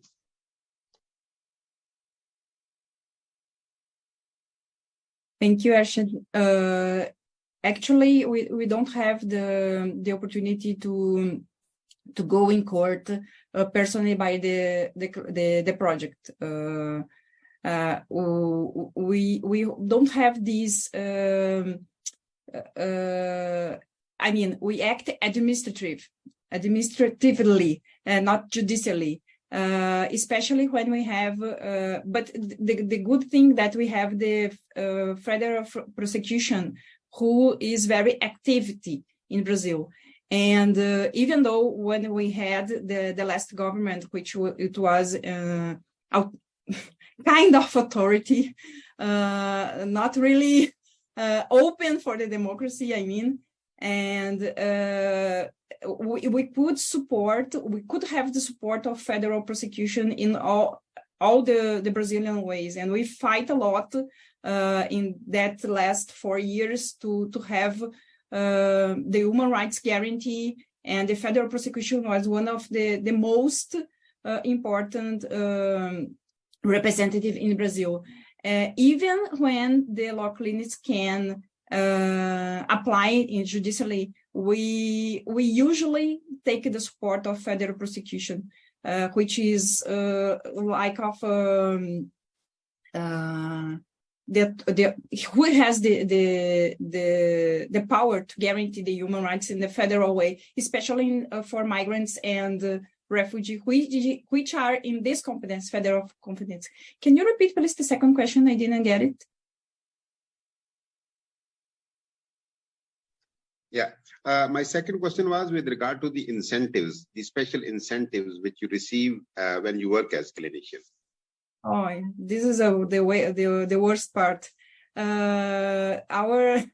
I think for all, we don't really have incentive. We have only our hours as supervisors paid for supervisor by the university, and we have some support, but it's not financial support by the United Nations High Commissioner. It's like we can receive, blankets for donation from refugees, masks during the pandemic time. It's not really a financial support. It's a support with materials, but not for the project, but for the refugees. Thank you. Maybe I can pose a question to the panelists on the issue of whether you see any relationship between the changing context in which you are working and case selection and the decision which cases and which types of cases you want to take on board. There could be issues relating both maybe to how this would affect the space in which you can operate without any retaliation or without any criticism. I will also note that in our case in Jerusalem, we are working with a diverse body of students as well, who on some sensitive issues, and Dana mentioned with Palestinian nationalization and the like, they have also very strong and sometimes opposing views. And we want to sometimes when we select cases, we also think of whether they're a good match for the students that they have to work on this. And this may have been changing over the years. So I would be interested if you can very briefly, maybe to the extent that you can relate to issues of case selection in your own experience, maybe you can comment on this. Maybe we can proceed in the same order that we had the presentations. Filip, Amrit, and then Patricia closes. Filip. Thank you. Thank you for the question. That's a very interesting one, because actually I know from talking to many of the clinical professors that some of them are very conscious about the subject of the case. And frankly speaking, most of the professors that I have been talking to, most of them were actually challenging the system. So they would be even more, so to say, brave enough to take cases that can be brought to the European Court for Human Rights, for example, than avoiding this kind of cases. So many of them are, at least those who are feel support from their mother university, from the university authorities. Those definitely are happy to take those difficult cases. Also those one that are I would say not in line with the political understanding of what is good or bad, including let's say right to abortion. So this kind of cases are likely to be taken by the clinics, and there are a couple of clinics that are definitely challenging the system and brave enough to take up those cases. Though on the other hand, I know that in compare to what I'm experiencing here in Poland, I know that specifically in Belarus, those clinics who did survive and who still operate are very sensitive about what kind of cases they can do, or which subjects they better not touch. The same is with Russia. Russian legal clinics still operate. Many of the prominent legal clinic professors escaped actually from Russia, but those who stayed are very, very conscious of what they should do and what they should better not tackle. So we are still on the good side of democracy and. Patricia? I totally agree with Amrit.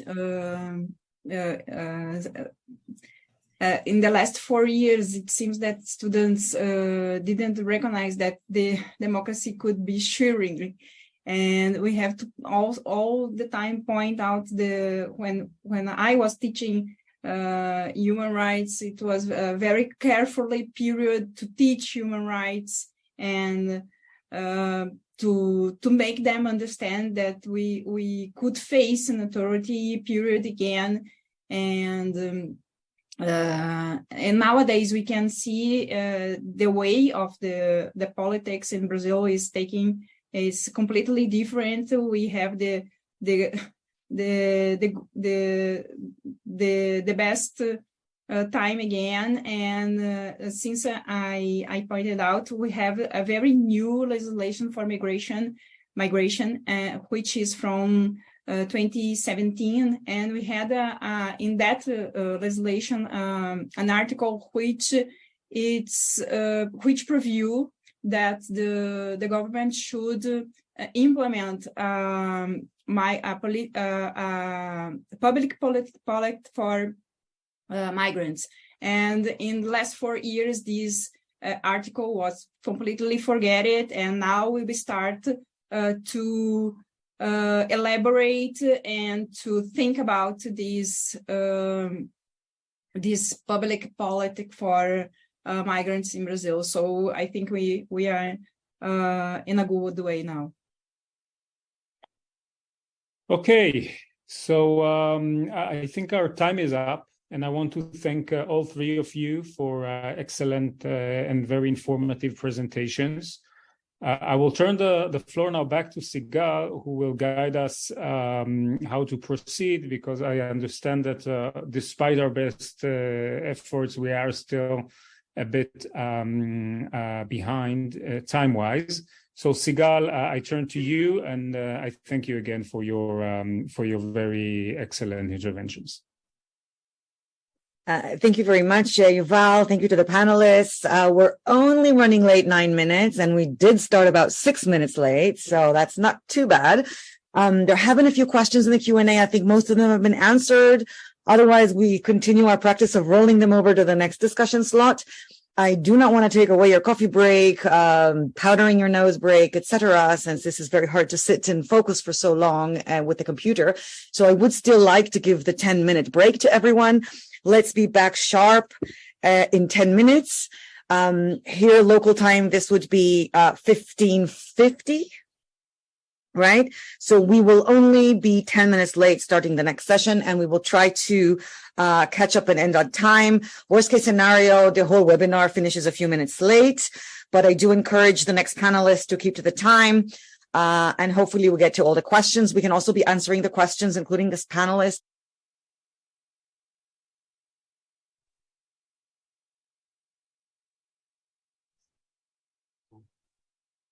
Hello, all.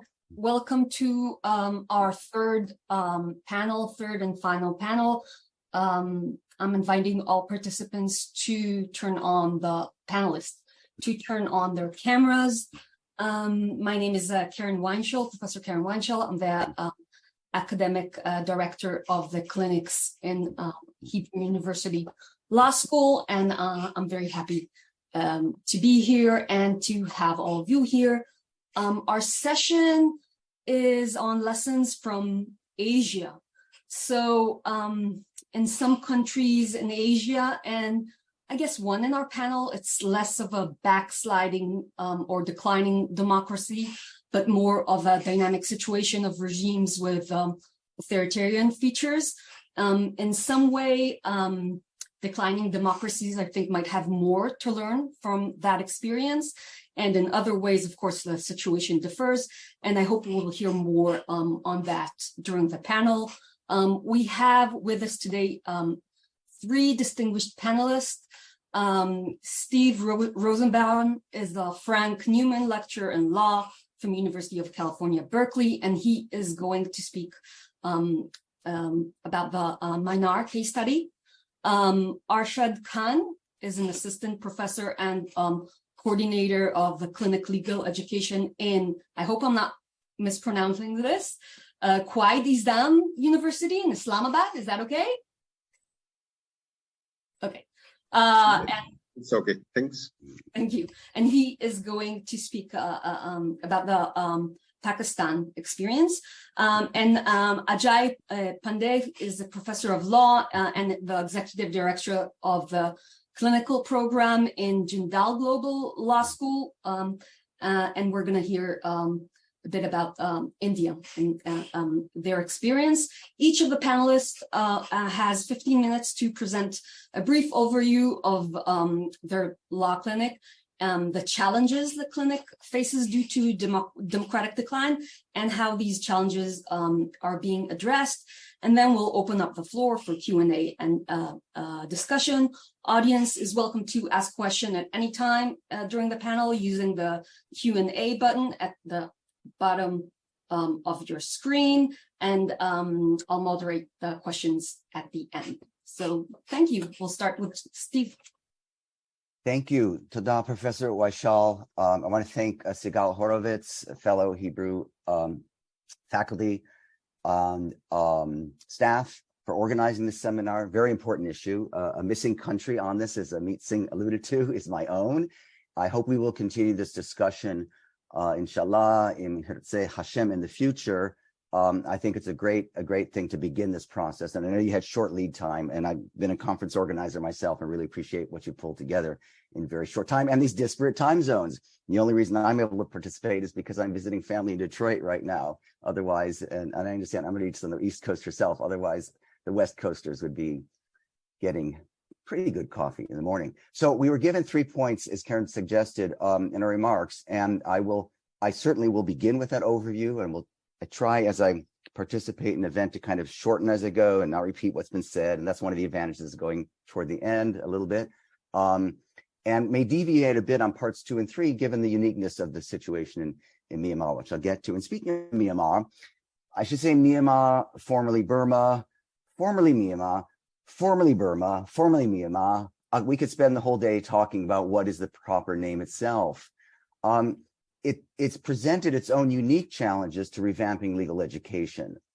Formal institutionalized learning is based on absorption of theoretical knowledge, like many countries in the world. We heard that from Filip, we heard that from Ken Mann. Theoretical knowledge without a focus on development of legal professional skills or ethical training. And teaching was characterized by classroom call and response, literally what I refer to as a melange of Buddhist chanting and Little Red Schoolhouse. Plagiarism, rote memorization were as widespread, and continue to be, as widespread as the chewing of betel nut. And the faculty members really have no history of collegiality. They've been subservient to the department head. Law teachers, in air quotes, themselves have been removed from the realities of justice issues since they rarely engage in the practice of law. And not surprisingly, civil society organizations and pro bono firms have faced a dearth of trained law graduate personnel to assist their clients and educate target communities. Attorneys, prosecutors, judges, and law teachers slowly emerged from this isolated world that they inhabited while the country pursued post-independence at the same time as Israel, as I might point out. In fact, Ben-Gurion and the first president of Myanmar were actually great friends. That was a different time. But the country pursued a Burmese way to socialism, again, air quotes, followed by decades of military authoritarianism. But in 2015, the nation burst triumphantly, cautiously but triumphantly, into an era of transitional democracy. And this was championed by Aung San Suu Kyi, who we know on a pedestal, off a pedestal, on a pedestal, the charismatic daughter herself of a charismatic national liberation leader, and affectionately known as the Lady. Now, under the constitution of the Republic, the so-called Republic of the Union of Myanmar, and there's reasons why it's somewhat of a repetitive term, in one of the articles of that constitution, Article 6, one of the country's objectives, this is before the coup, which I'll get to, was the, quote, flourishing of a genuine, disciplined, multi-party democratic system, a disciplined democratic system. So what I call a disciplined democracy. And briefly, that meant key ministries, and 1/4 of the seats in parliament were reserved to the Tatmadaw, or military. You would have thought that would have been kind of enough of a comfort zone to avoid the coup. But again, we could do a whole session on that.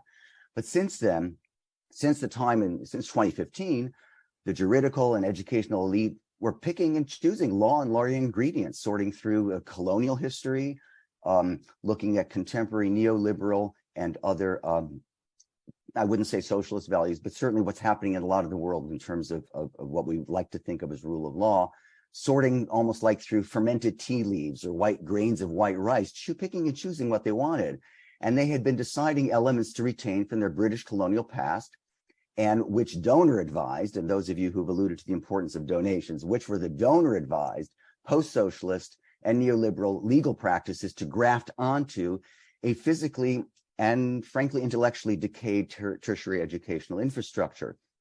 Now, with this march toward democratic reform, this continued under the watchful eye of military careerists and civilian bureaucrats, and the decades-old inter-ethnic armed conflict continued to internally displace thousands of Myanmar children and adults, not to mention the major human rights abuses committed against the Rohingya Muslim minority, which has received a lot of international attention and became itself a slippery issue when one is working in that country, even in that time of democratic reform. On the surface, it appeared that democratic lingo was very appealing.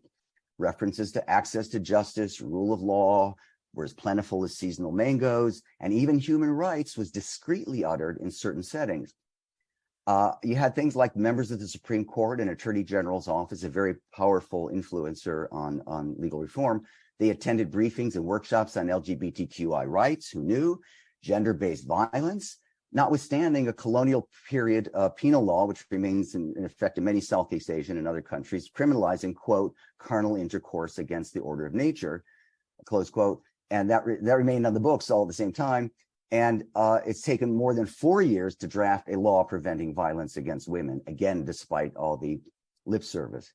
Now, historically, individual initiative was either culturally discouraged or politically perilous for many, many years after independence, 1960. But a new generation of legal professionals and students had been eager to engage with the world long closed off.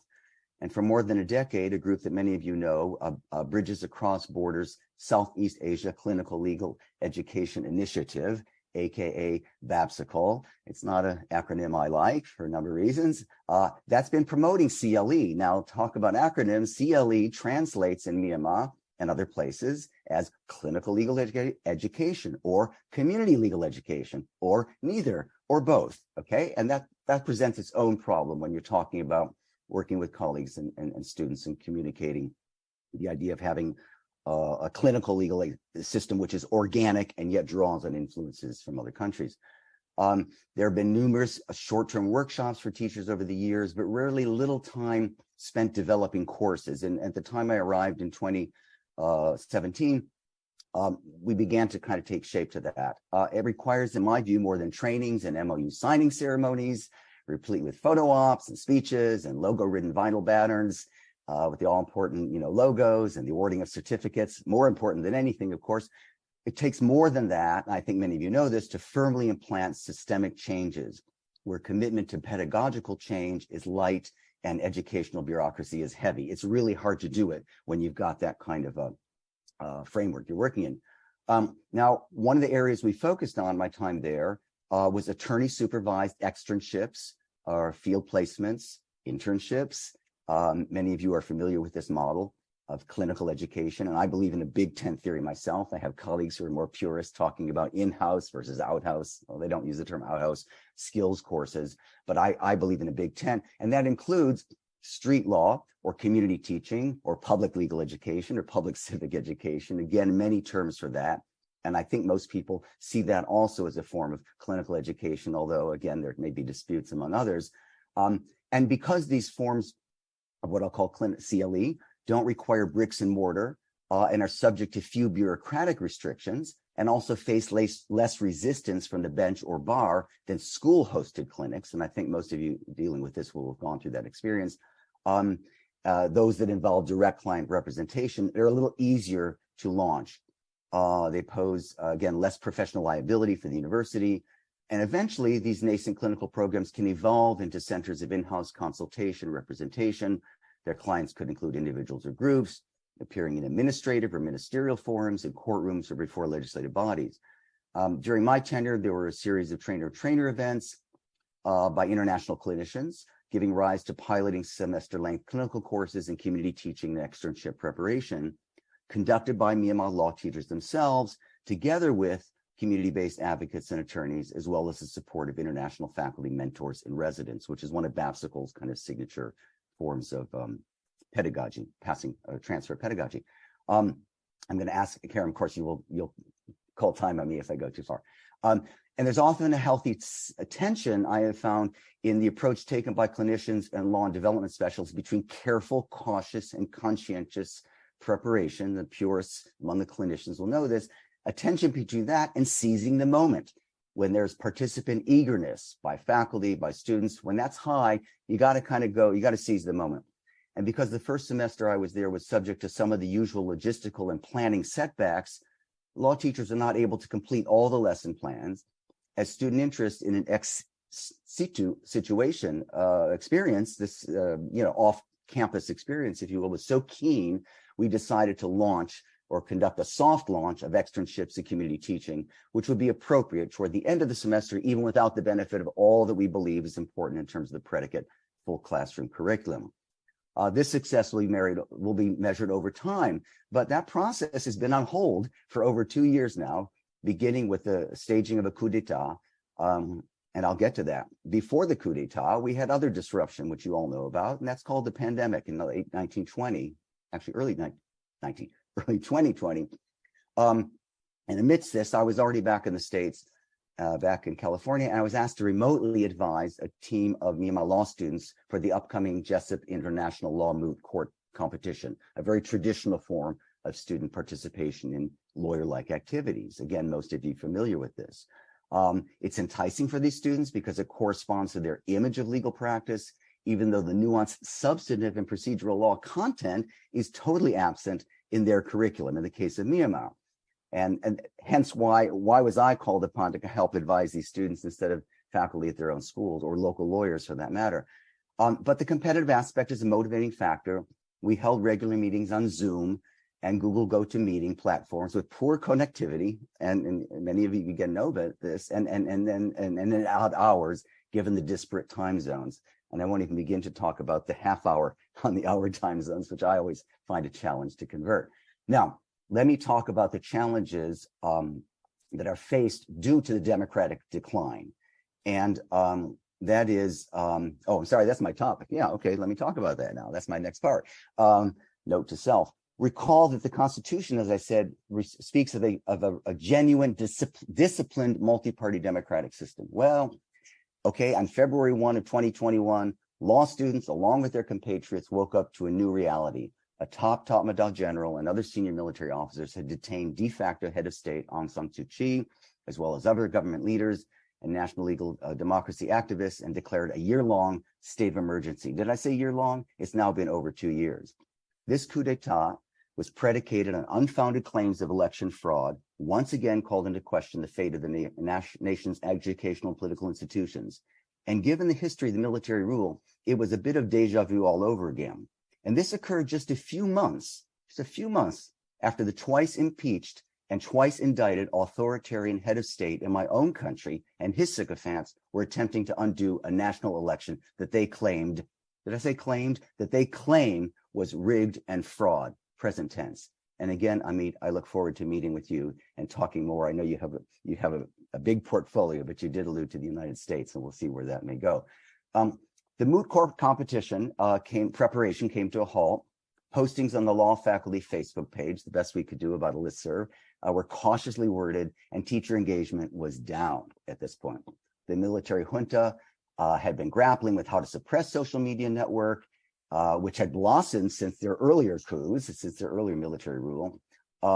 They alternated between cutting service, limiting hours, while not necessarily attending classes. Students had been, for a while, among the seasoned younger militants, at least, resisting the coup through traditional civil disobedience and other creative protest techniques, such as a military boycott, casero lazos, pot banging, a red ribbon campaign, and by joining the ranks of the CDM or Civil Disobedient Movement.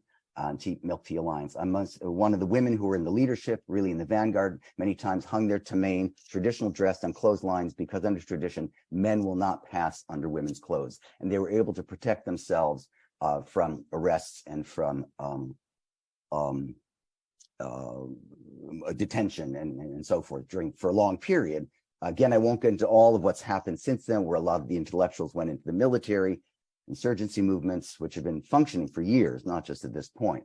But the coup has prompted two questions for both what I see, and this is where I deviate a bit maybe from my instructions from very well-meaning moderators.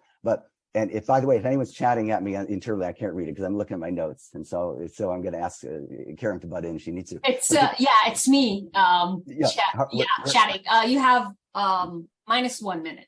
Oh my gosh, I really was over. Okay, but let me raise these two questions. And some of you in the Q&A have alluded to this, my fellow panelists earlier. And Professor Mann, I think, particularly talked about, and I'll say this again, I want to refer to Ahmed Rafi Nadiri, an Afghan legal technician, clinician who I look forward to meeting.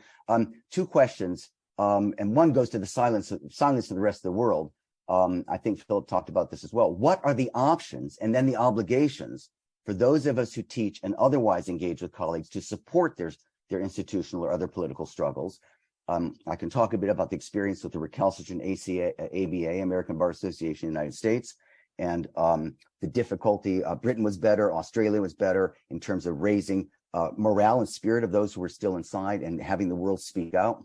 Second, to what extent do we continue collaboration in either initiating or strengthening legal education innovation, continue in this context? And again, we've got many models. I mean, Filip will know that Poland, being one of the first countries to begin clinical legal education in the world, did so, I believe, when it was still in a, well, maybe very close post-Soviet satellite period. But I can talk at the Q&A about the experience we had in the getting the ABA to take a position, getting world solidarity. But I'll say one more point about working internally. I am personally opposed to doing any kind of work with the regime. I consulted some colleagues who continue to work there on what they're doing and why. I will say this one: I do respect International Bridges to Justice, a criminal defense, very well-regarded organization, which has continued, and the important work of representing those who've been arrested, detained, tortured, and those eventually been murdered. So I will respect the time limits, and hope that we'll get into some of this later, and happy to continue online with folks.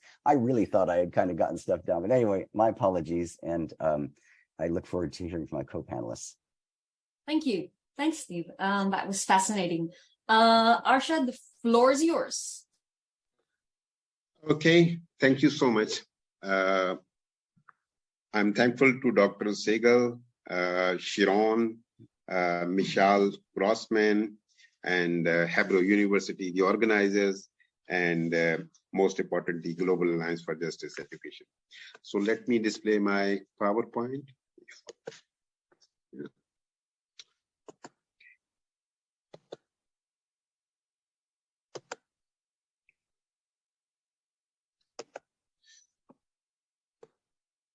All right.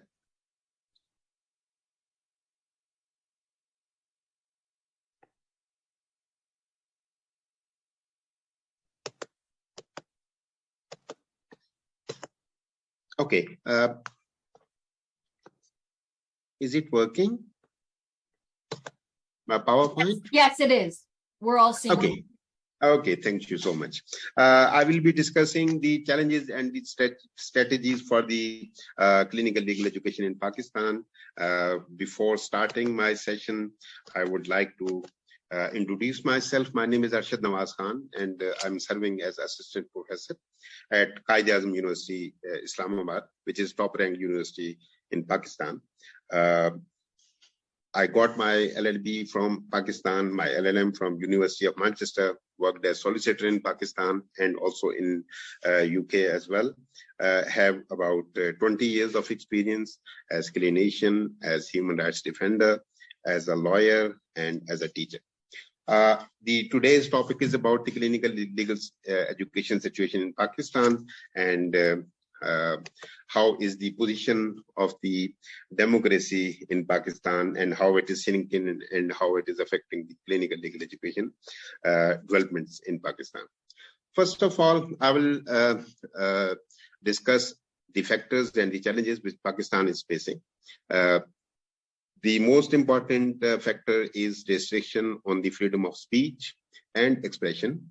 Under Article 19 of the Constitution, we have this right, but there is a limit that under the government can impose the reasonable restrictions. And under these reasonable restrictions, there may be many restrictions and limitations on the freedom of speech and freedom of expressions. Then we had the problem in judiciary as well.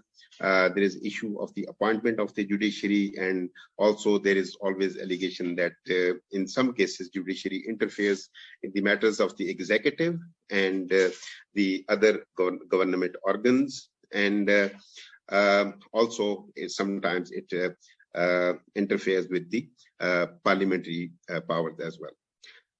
There is very limited space for opposition in Pakistan. In some cases, not in all cases, but in some cases, there's a little space. And in last 2 decades, we have seen that the civil society has faced suppression, and many civil organizations, they had to leave Pakistan, and some of them, they are working the non-governmental organizations, but there are certain sensitive issues on which we can't work. The political parties, we have weak political party system. We have the issue of electables.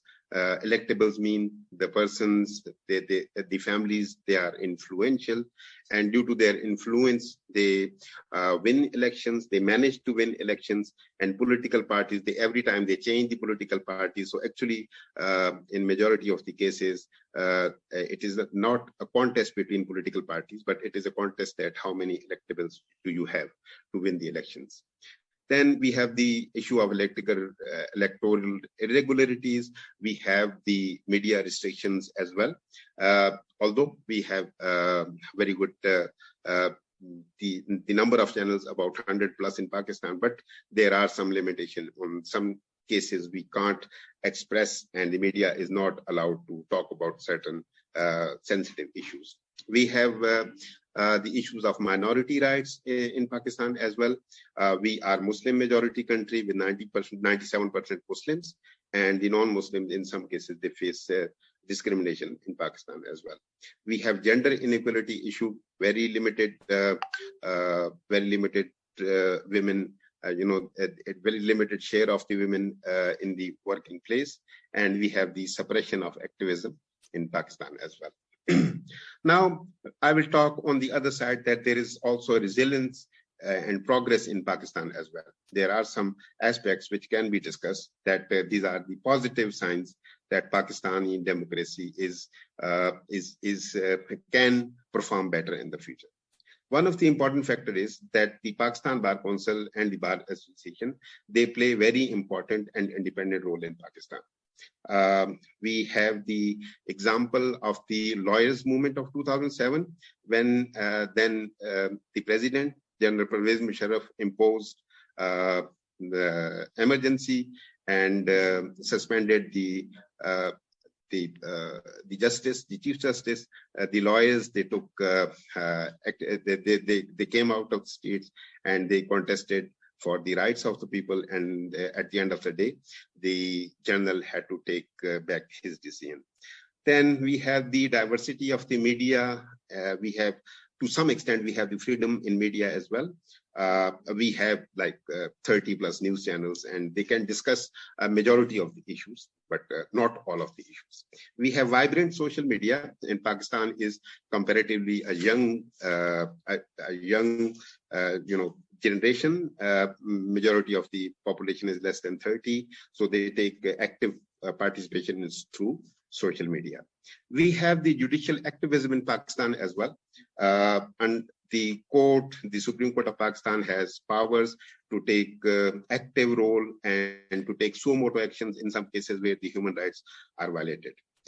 Another milestone which Pakistan has achieved, that was the passing Article 10A in the Constitution, which was added in 2009, and that was right to fair trial. And Pakistan has become one of the countries which has expressly incorporated right to fair trial within its constitution. We got the good electoral process as well, although we had the martial law previously, but from the last 25 years, we have the robust electoral process, and we have active political opposition, and there are many policy and legislative reforms. There is increased awareness of the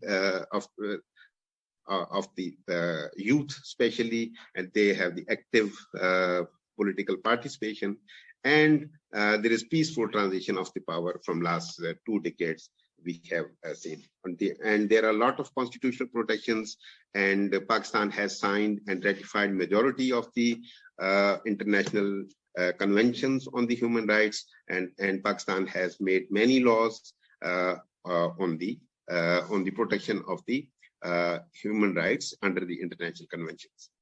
Now, as far as the legal system of Pakistan is concerned, Pakistan got independence in 1947, and it is Islamic Republic of Pakistan. So we have, we are Islamic Republic, so there can be no law against the Islamic principles, Quran and Sunnah. We have federal system.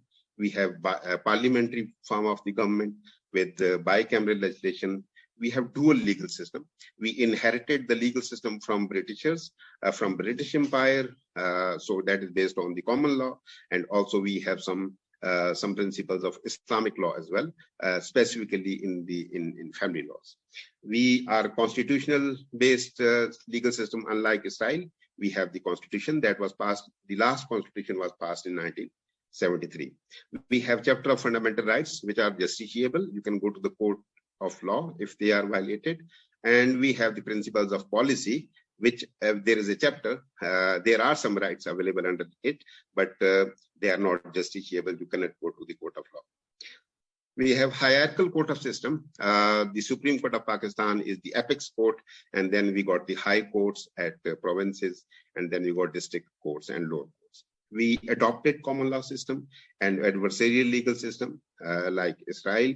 We have legal pluralism. We have different types of courts and different tiers of the courts for criminal law, for civil law, and for other laws. The judiciary has very important role to play in Pakistani legal system. Specifically, the judiciary, the Supreme Court of Pakistan has power to nullify any law which is passed against the chapter of fundamental rights. So this is very important. Under the principle of judicial review, it can nullify and it can declare null and void the law which is against the chapter of fundamental rights. We have alternative dispute resolution, and we have traditional justice system in Pakistan as well. Some parts of traditional justice system, but that is subject to the chapter of fundamental rights. No traditional justice system can work unless it has the unless it is according to the chapter of fundamental rights. Okay, my next slide is about the legal education in Pakistan. Legal education in Pakistan is covered under the legal framework. We have Legal Practitioner Bar Council Act 1973. It is basically the body of the lawyers, and this body of the lawyer also regulates the legal education in Pakistan as well. We got Legal Education Rules 2016, and we have a landmark judgment which can be shared if anyone interested. That was passed by the Supreme Court of Pakistan in 2016, and that is also a kind of major regulation for legal education in Pakistan. We have two types of degree at this stage. We have LLB 5 years.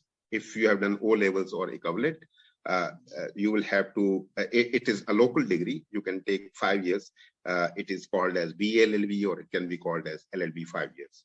We have some external programs as well, like University of London, which is O levels plus 3 years.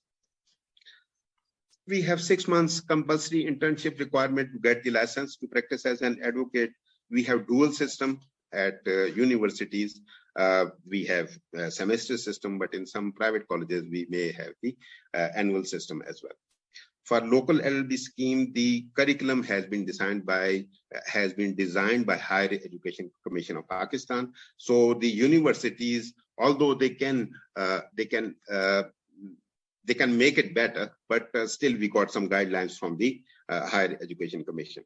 The teaching methodologies in Pakistan, generally the traditional method is used, and in some good universities, the case laws are referred as well. And clinical legal education is a kind of new thing in Pakistan, which has developed in last 15 years in Pakistan. Clinical legal education in Pakistan is not mandatory. Since I said that we have the legal framework, so it is not covered under under the Practitioner Bar Council Act, under the rules, or under the judgment. So it is not mandatory, and it is up to the universities or colleges whether to adopt the clinical legal education or not. It is through OSF, Open Society Foundation, we try to attempt to convince the Bar Council to pass rules on clinical legal education in 2017, but unfortunately they could not be passed till today. They are pending. We conducted some TOTs. I was a consultant in that assignment. We conducted for TOTs for the clinical legal education and conducted 5 trainings in different parts of Pakistan for the individual faculty members. There are some universities, the individual universities and colleges, which are currently involved in clinical legal education. since we have at least 3 types of the clinical legal education, the state law is more popular in Pakistan. Externship is a kind of mandatory in Pakistan.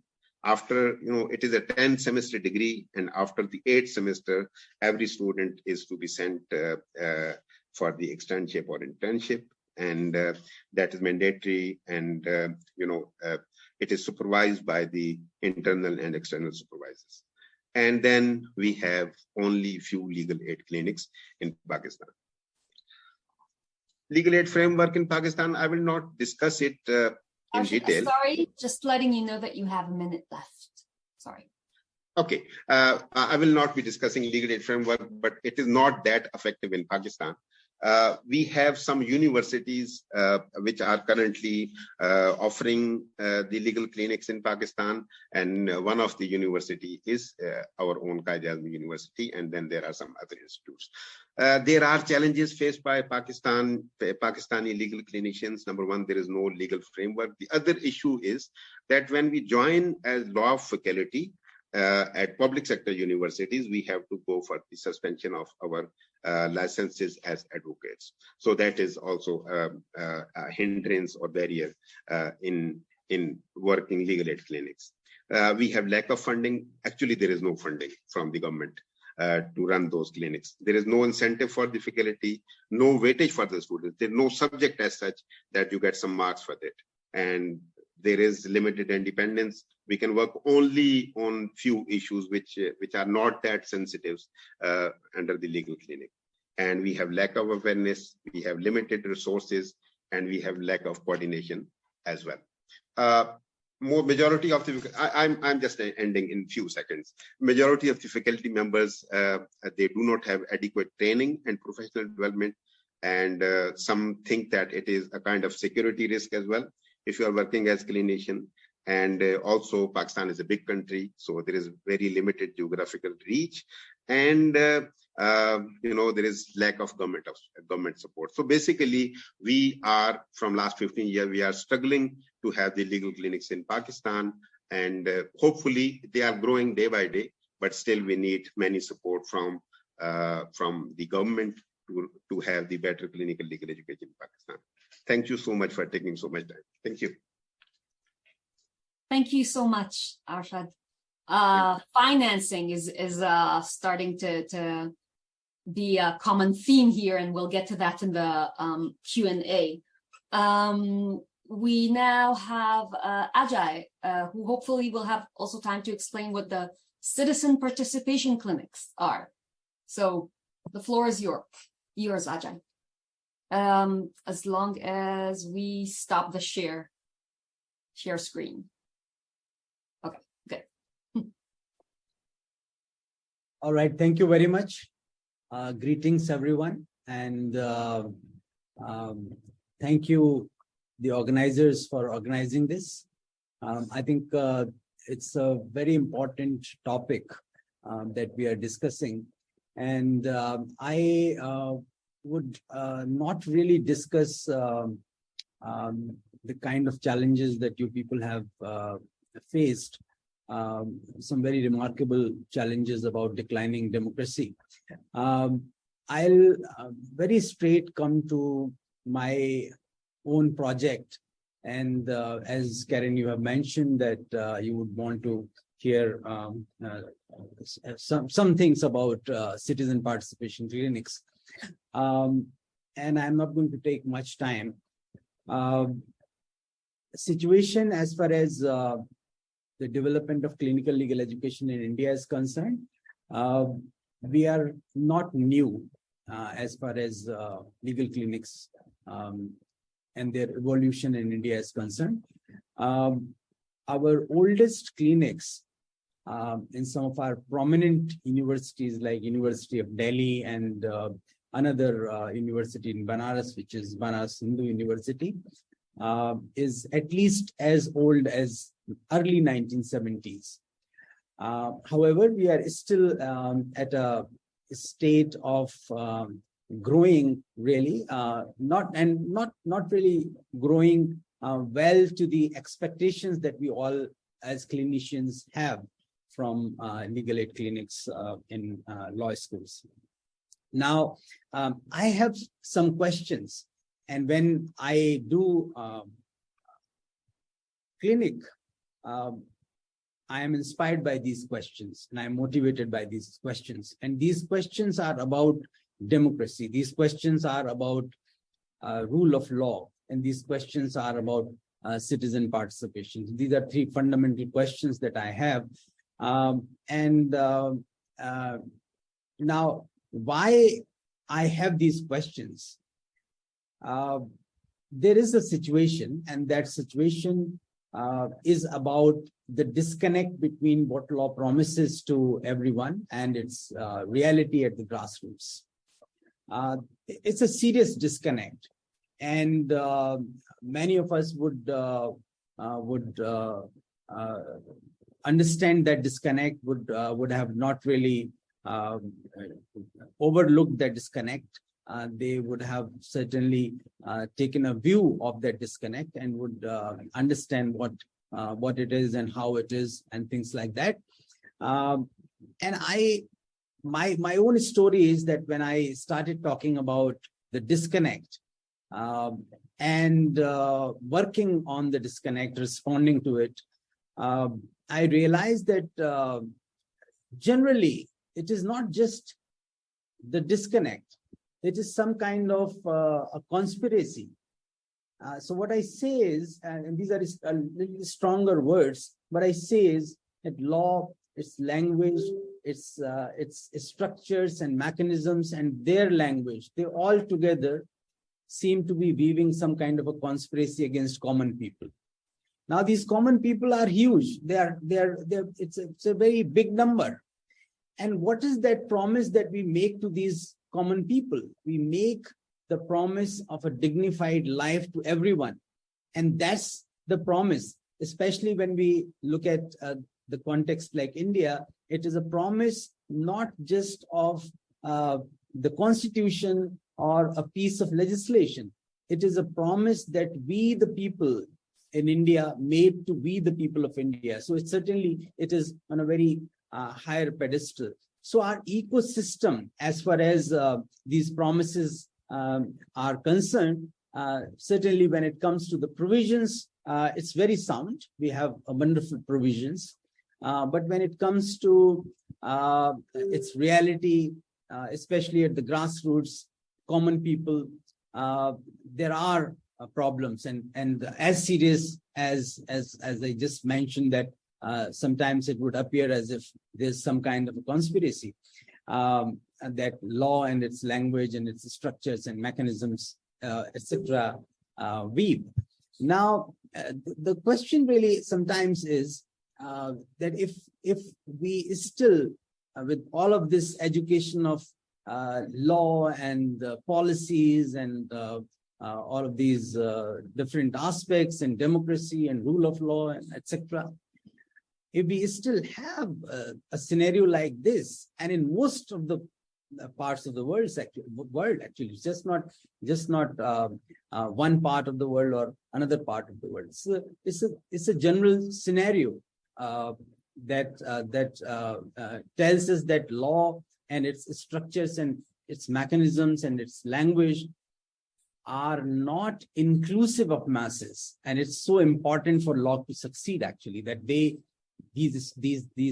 aspects about law be inclusive of masses in a way that masses are able to appreciate them. Now, this is really important. That for law to succeed, it has to be inclusive of masses. As I just mentioned, that not just in a way that masses have the ability or they understand or they participate, they have the wherewithal to appreciate law. Now, that is not going to happen by the masses themselves. That is going to happen through the people who are pursuing law. So pursuit of law through our clinics especially certainly has to be on behalf of these masses, millions of people who we know are really so critical for success of law and their participation itself is so critical for the very success of law. So now we question our own education as to where we are going, what the direction is. If we are not able to inculcate these values in our legal professionals to pursue law on behalf of these millions of people, which is so important. Now, since I have noticed and I have understood, I have realized the disconnect and things beyond the disconnect, this is a determination. Now, the determination is certainly that we have deficit in terms of governance. Now, governance deficit is a matter of concern, and we know that governance deficit can be more effectively addressed through citizen participation. Now, citizen participation is really critical. Governance deficit can be addressed through citizen participation because citizen participation will strengthen democracy. We need to strengthen democracy through citizen participation. That's the only way. That's what, and it's really, it's not easy to say that that's the only way, but that's the only way, perhaps. I mean, that's how I look at it, that this is the only way, that if citizens participate effectively, their participation would strengthen democracy and thereby the rule of law, and thereby we would be in a position perhaps to address some of these critical questions. And therefore, citizen participation clinic. So I come to citizen participation clinic. Citizen participation clinic is about preparing citizens to be effective participants in democracy, and thereby strengthen democracy and bring about rule of law. So these aspects are really important, and this is what we want to achieve through our citizen participation clinic. Now, citizen participation clinic in itself is an experiment with clinical legal education. What we do in our classroom, what we do in our clinics, what we do with our students, it's learning by doing for social justice.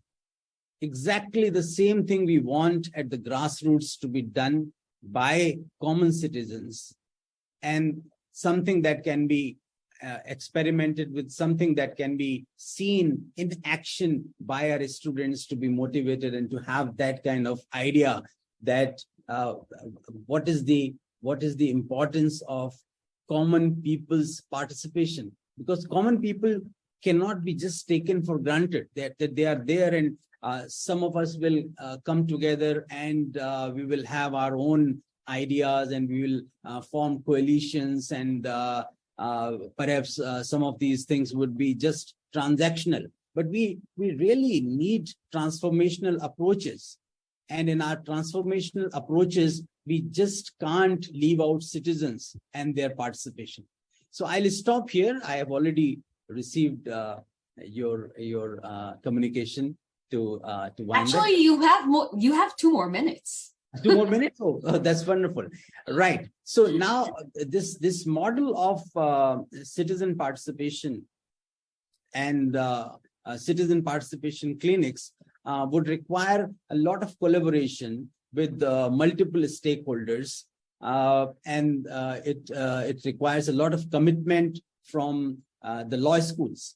Now, when it comes to the commitment of law schools, what we generally see when it comes to clinical legal education is perhaps some legal literacy programs, some good initiatives to address a particular issue, and some research work to support some policy initiatives, etc., which is all very good.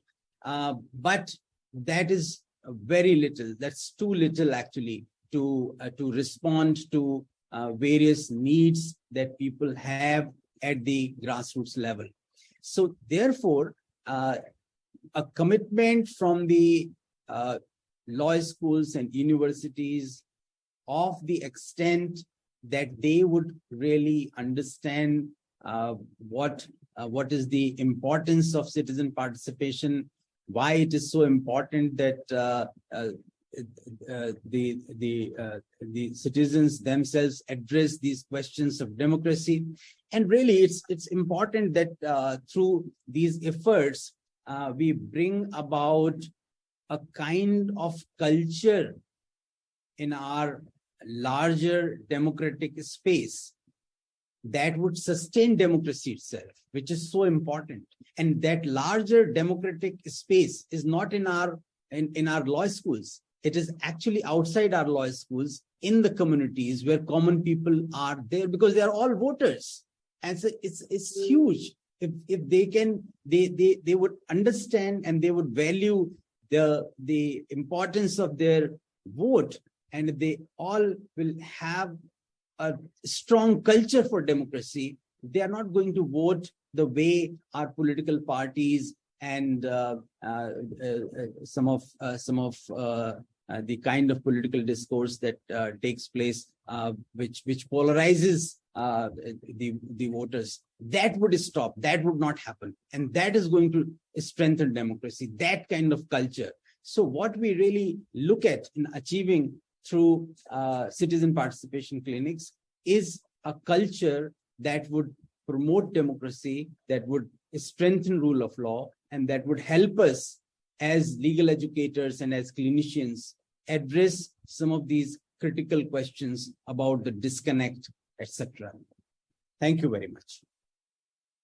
Thank you so much. Thank you all. We have a few questions from the Q&A, but before we start with those, if any one of the panelists has a question, they're welcome to show themselves. Yes, Kenneth. You're on mute. First of all, I found the presentation by Professor Pandey extremely challenging, fascinating, because it's unusual. And it's a challenge to us to think differently about what we mean when we talk about legal knowledge and legal activism, and the work of legal elites, as opposed to somehow bringing the law to masses. I find that a very challenging perspective. We don't have that much time. It's really just, I wanted to say that it raises a lot of questions that resonate with where populism is in the West. And populism is generally thought as being, of course, anti-elite and anti-law, in the sense of law being controlled by elites and by Supreme Courts and so on. So it certainly fits into some very big questions that are being asked today about what law can do. So I appreciate very much those remarks. I would ask you to help us think about that more, but I think we don't necessarily have the time now. If I may, I wanted to respond directly to Stephen Rosenbaum about the question of how the law schools in Europe and the United States relate to the problems of legal actors in the Middle East, in Asia, and other places where legal traditions are weaker, and there's perhaps more serious problems with affecting what we commonly call human rights.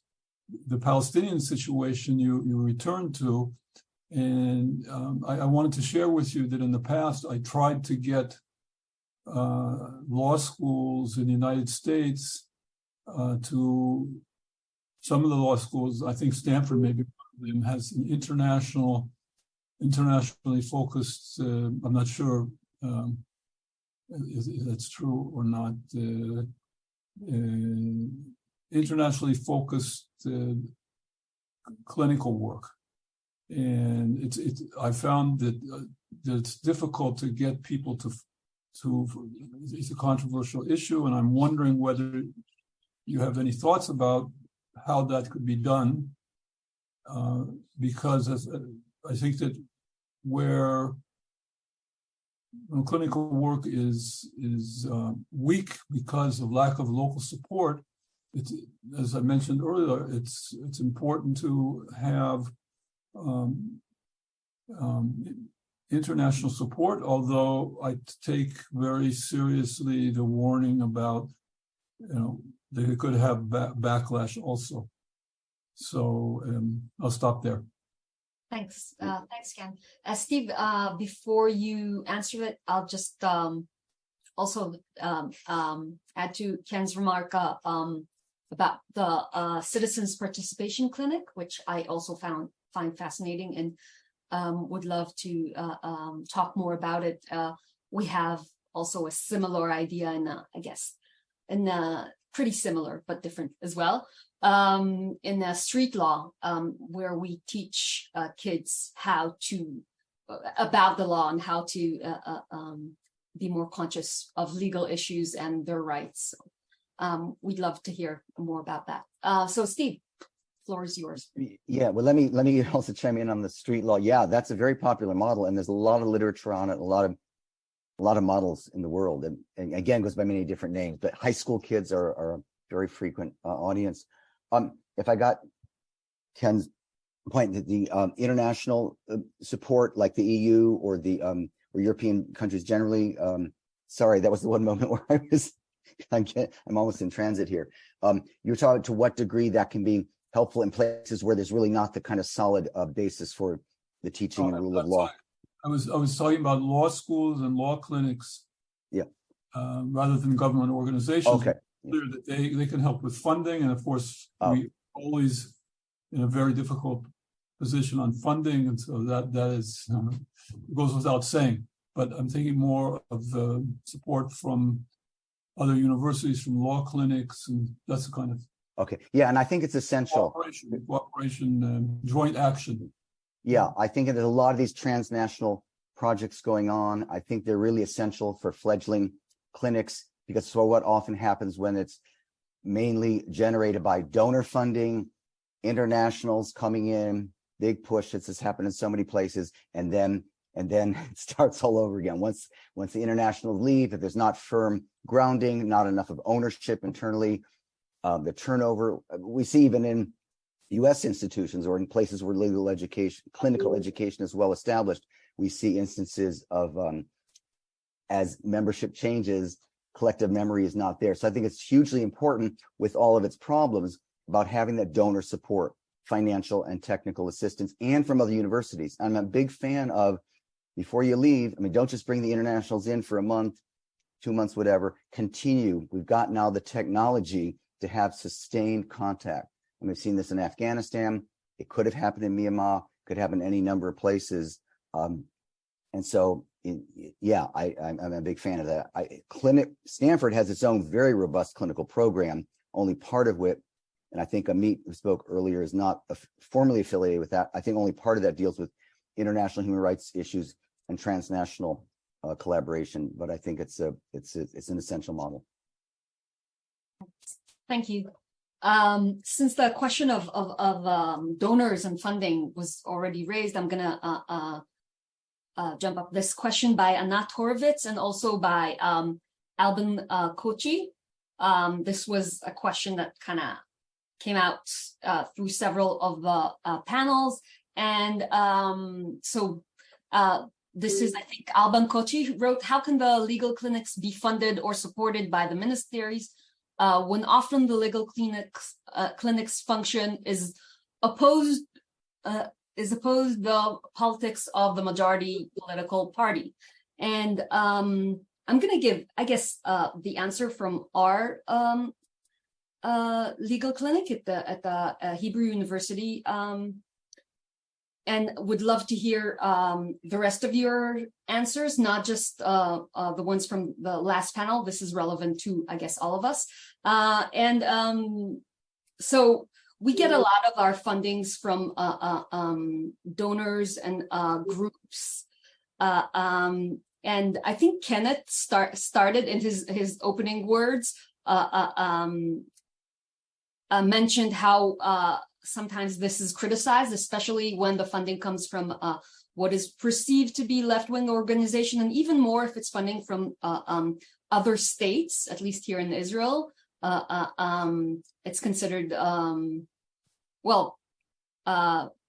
this is considered problematic on the one hand. On the other hand, we do not get funding, a lot of funding from the country. So in order to function, this is what we have to do. And I would agree, I think, with, I think this was Steve's point, but maybe I misunderstood it. I think this should be the main source of funding for clinical education should actually be the law school, or I think that would be the best thing to have. One problem with the current way things are going is that we get more and more funding for clinics that are neutral, politically neutral. This is, again, can remark on this on the beginning. So things, clinics having to do with the kids or underprivileged people, and not so much for causes that are more political sensitive. I would love to hear your thoughts on that as well. You can raise your hand or just speak. We're not a lot of people.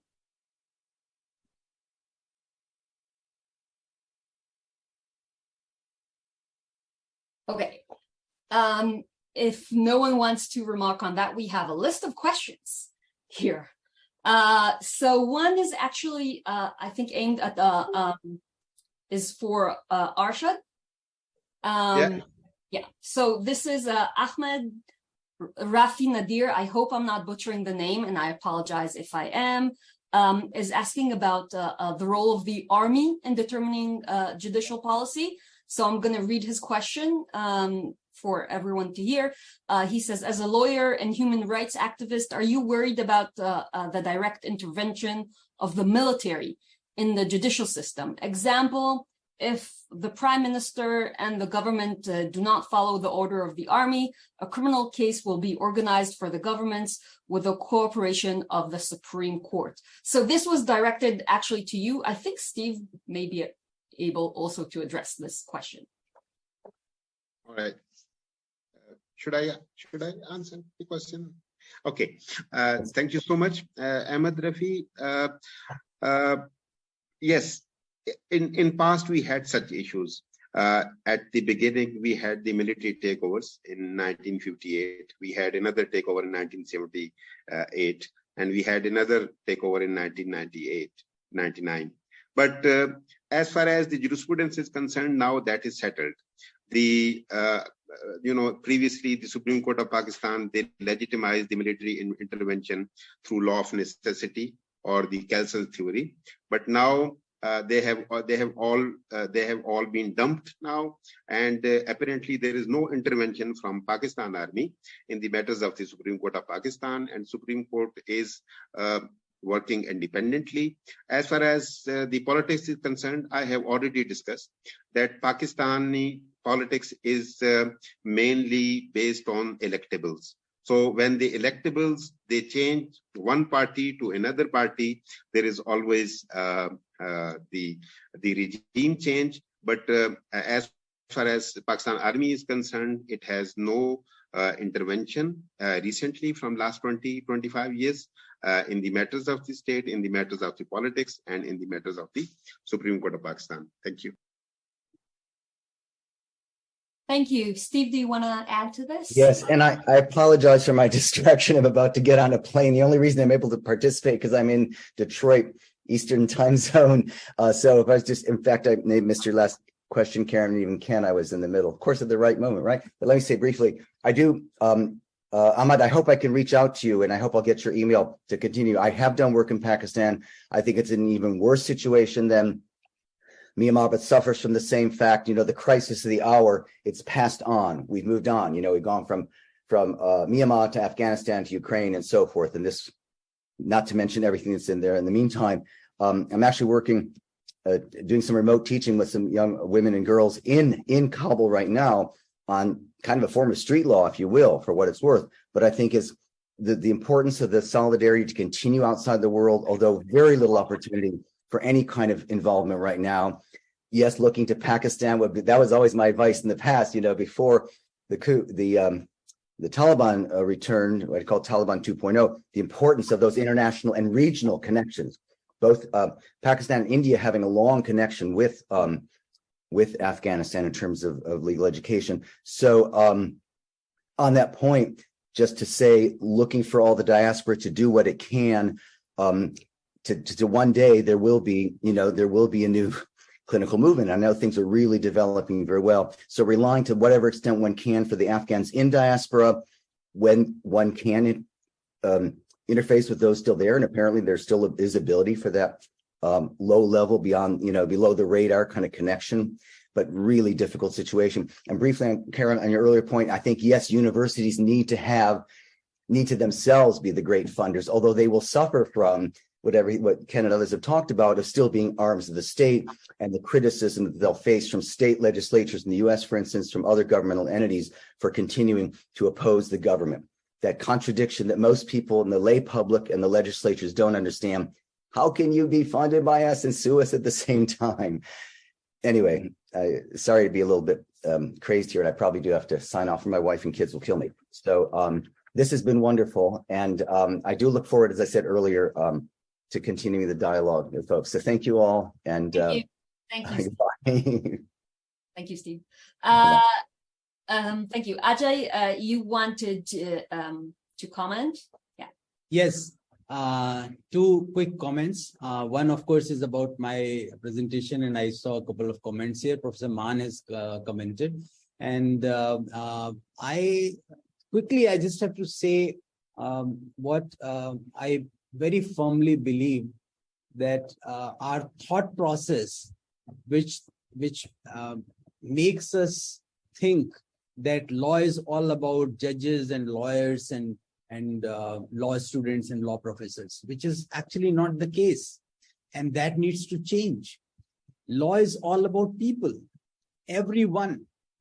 And if all people, everyone, the masses, if they are not included in its processes, then it's not going to succeed. And it's not succeeding, actually. Law, its processes and its mechanisms, they are not succeeding. They are not bringing justice to common people. And it's our failure. So we need to really find transformative approaches.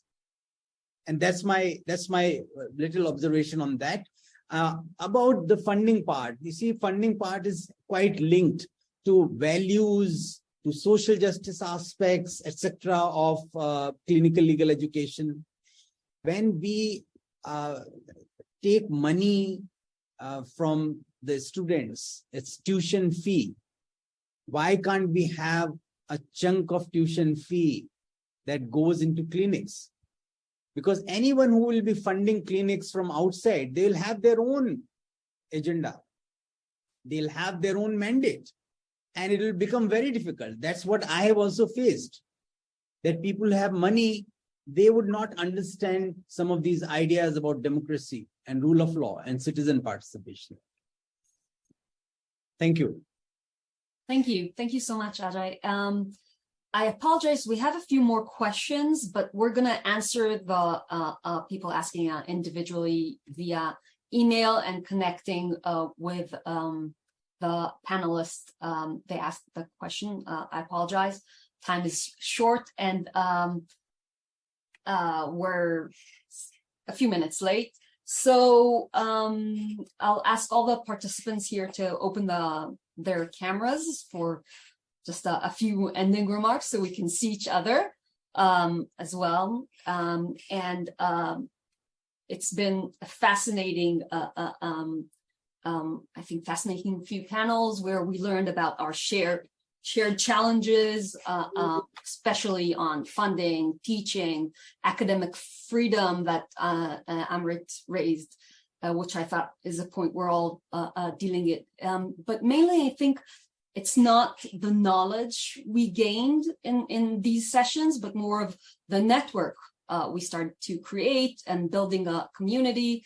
I followed the Q&A section, and I saw that Artem Shaipov from Ukraine started to collect list of contacts interested in continuing this conversation, which I think is great and is our greatest achievement from today. So I'd like to thank first Dr. Sigall Horovitz for the great initiative and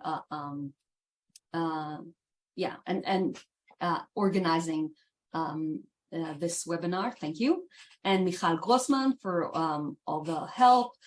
GAJE and GAL Foundation for the funding, and most of all you panelists for your insight and important lessons. So I think we all deserve a hand. So thank you. Thank you so much. Sigall, would you like to say something before we break?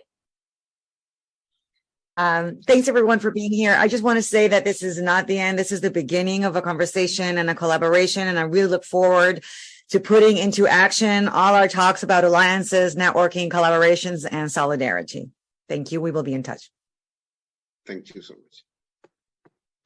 Thank you very much. Bye-bye. Thank you, everyone. Thank you. Pleasure.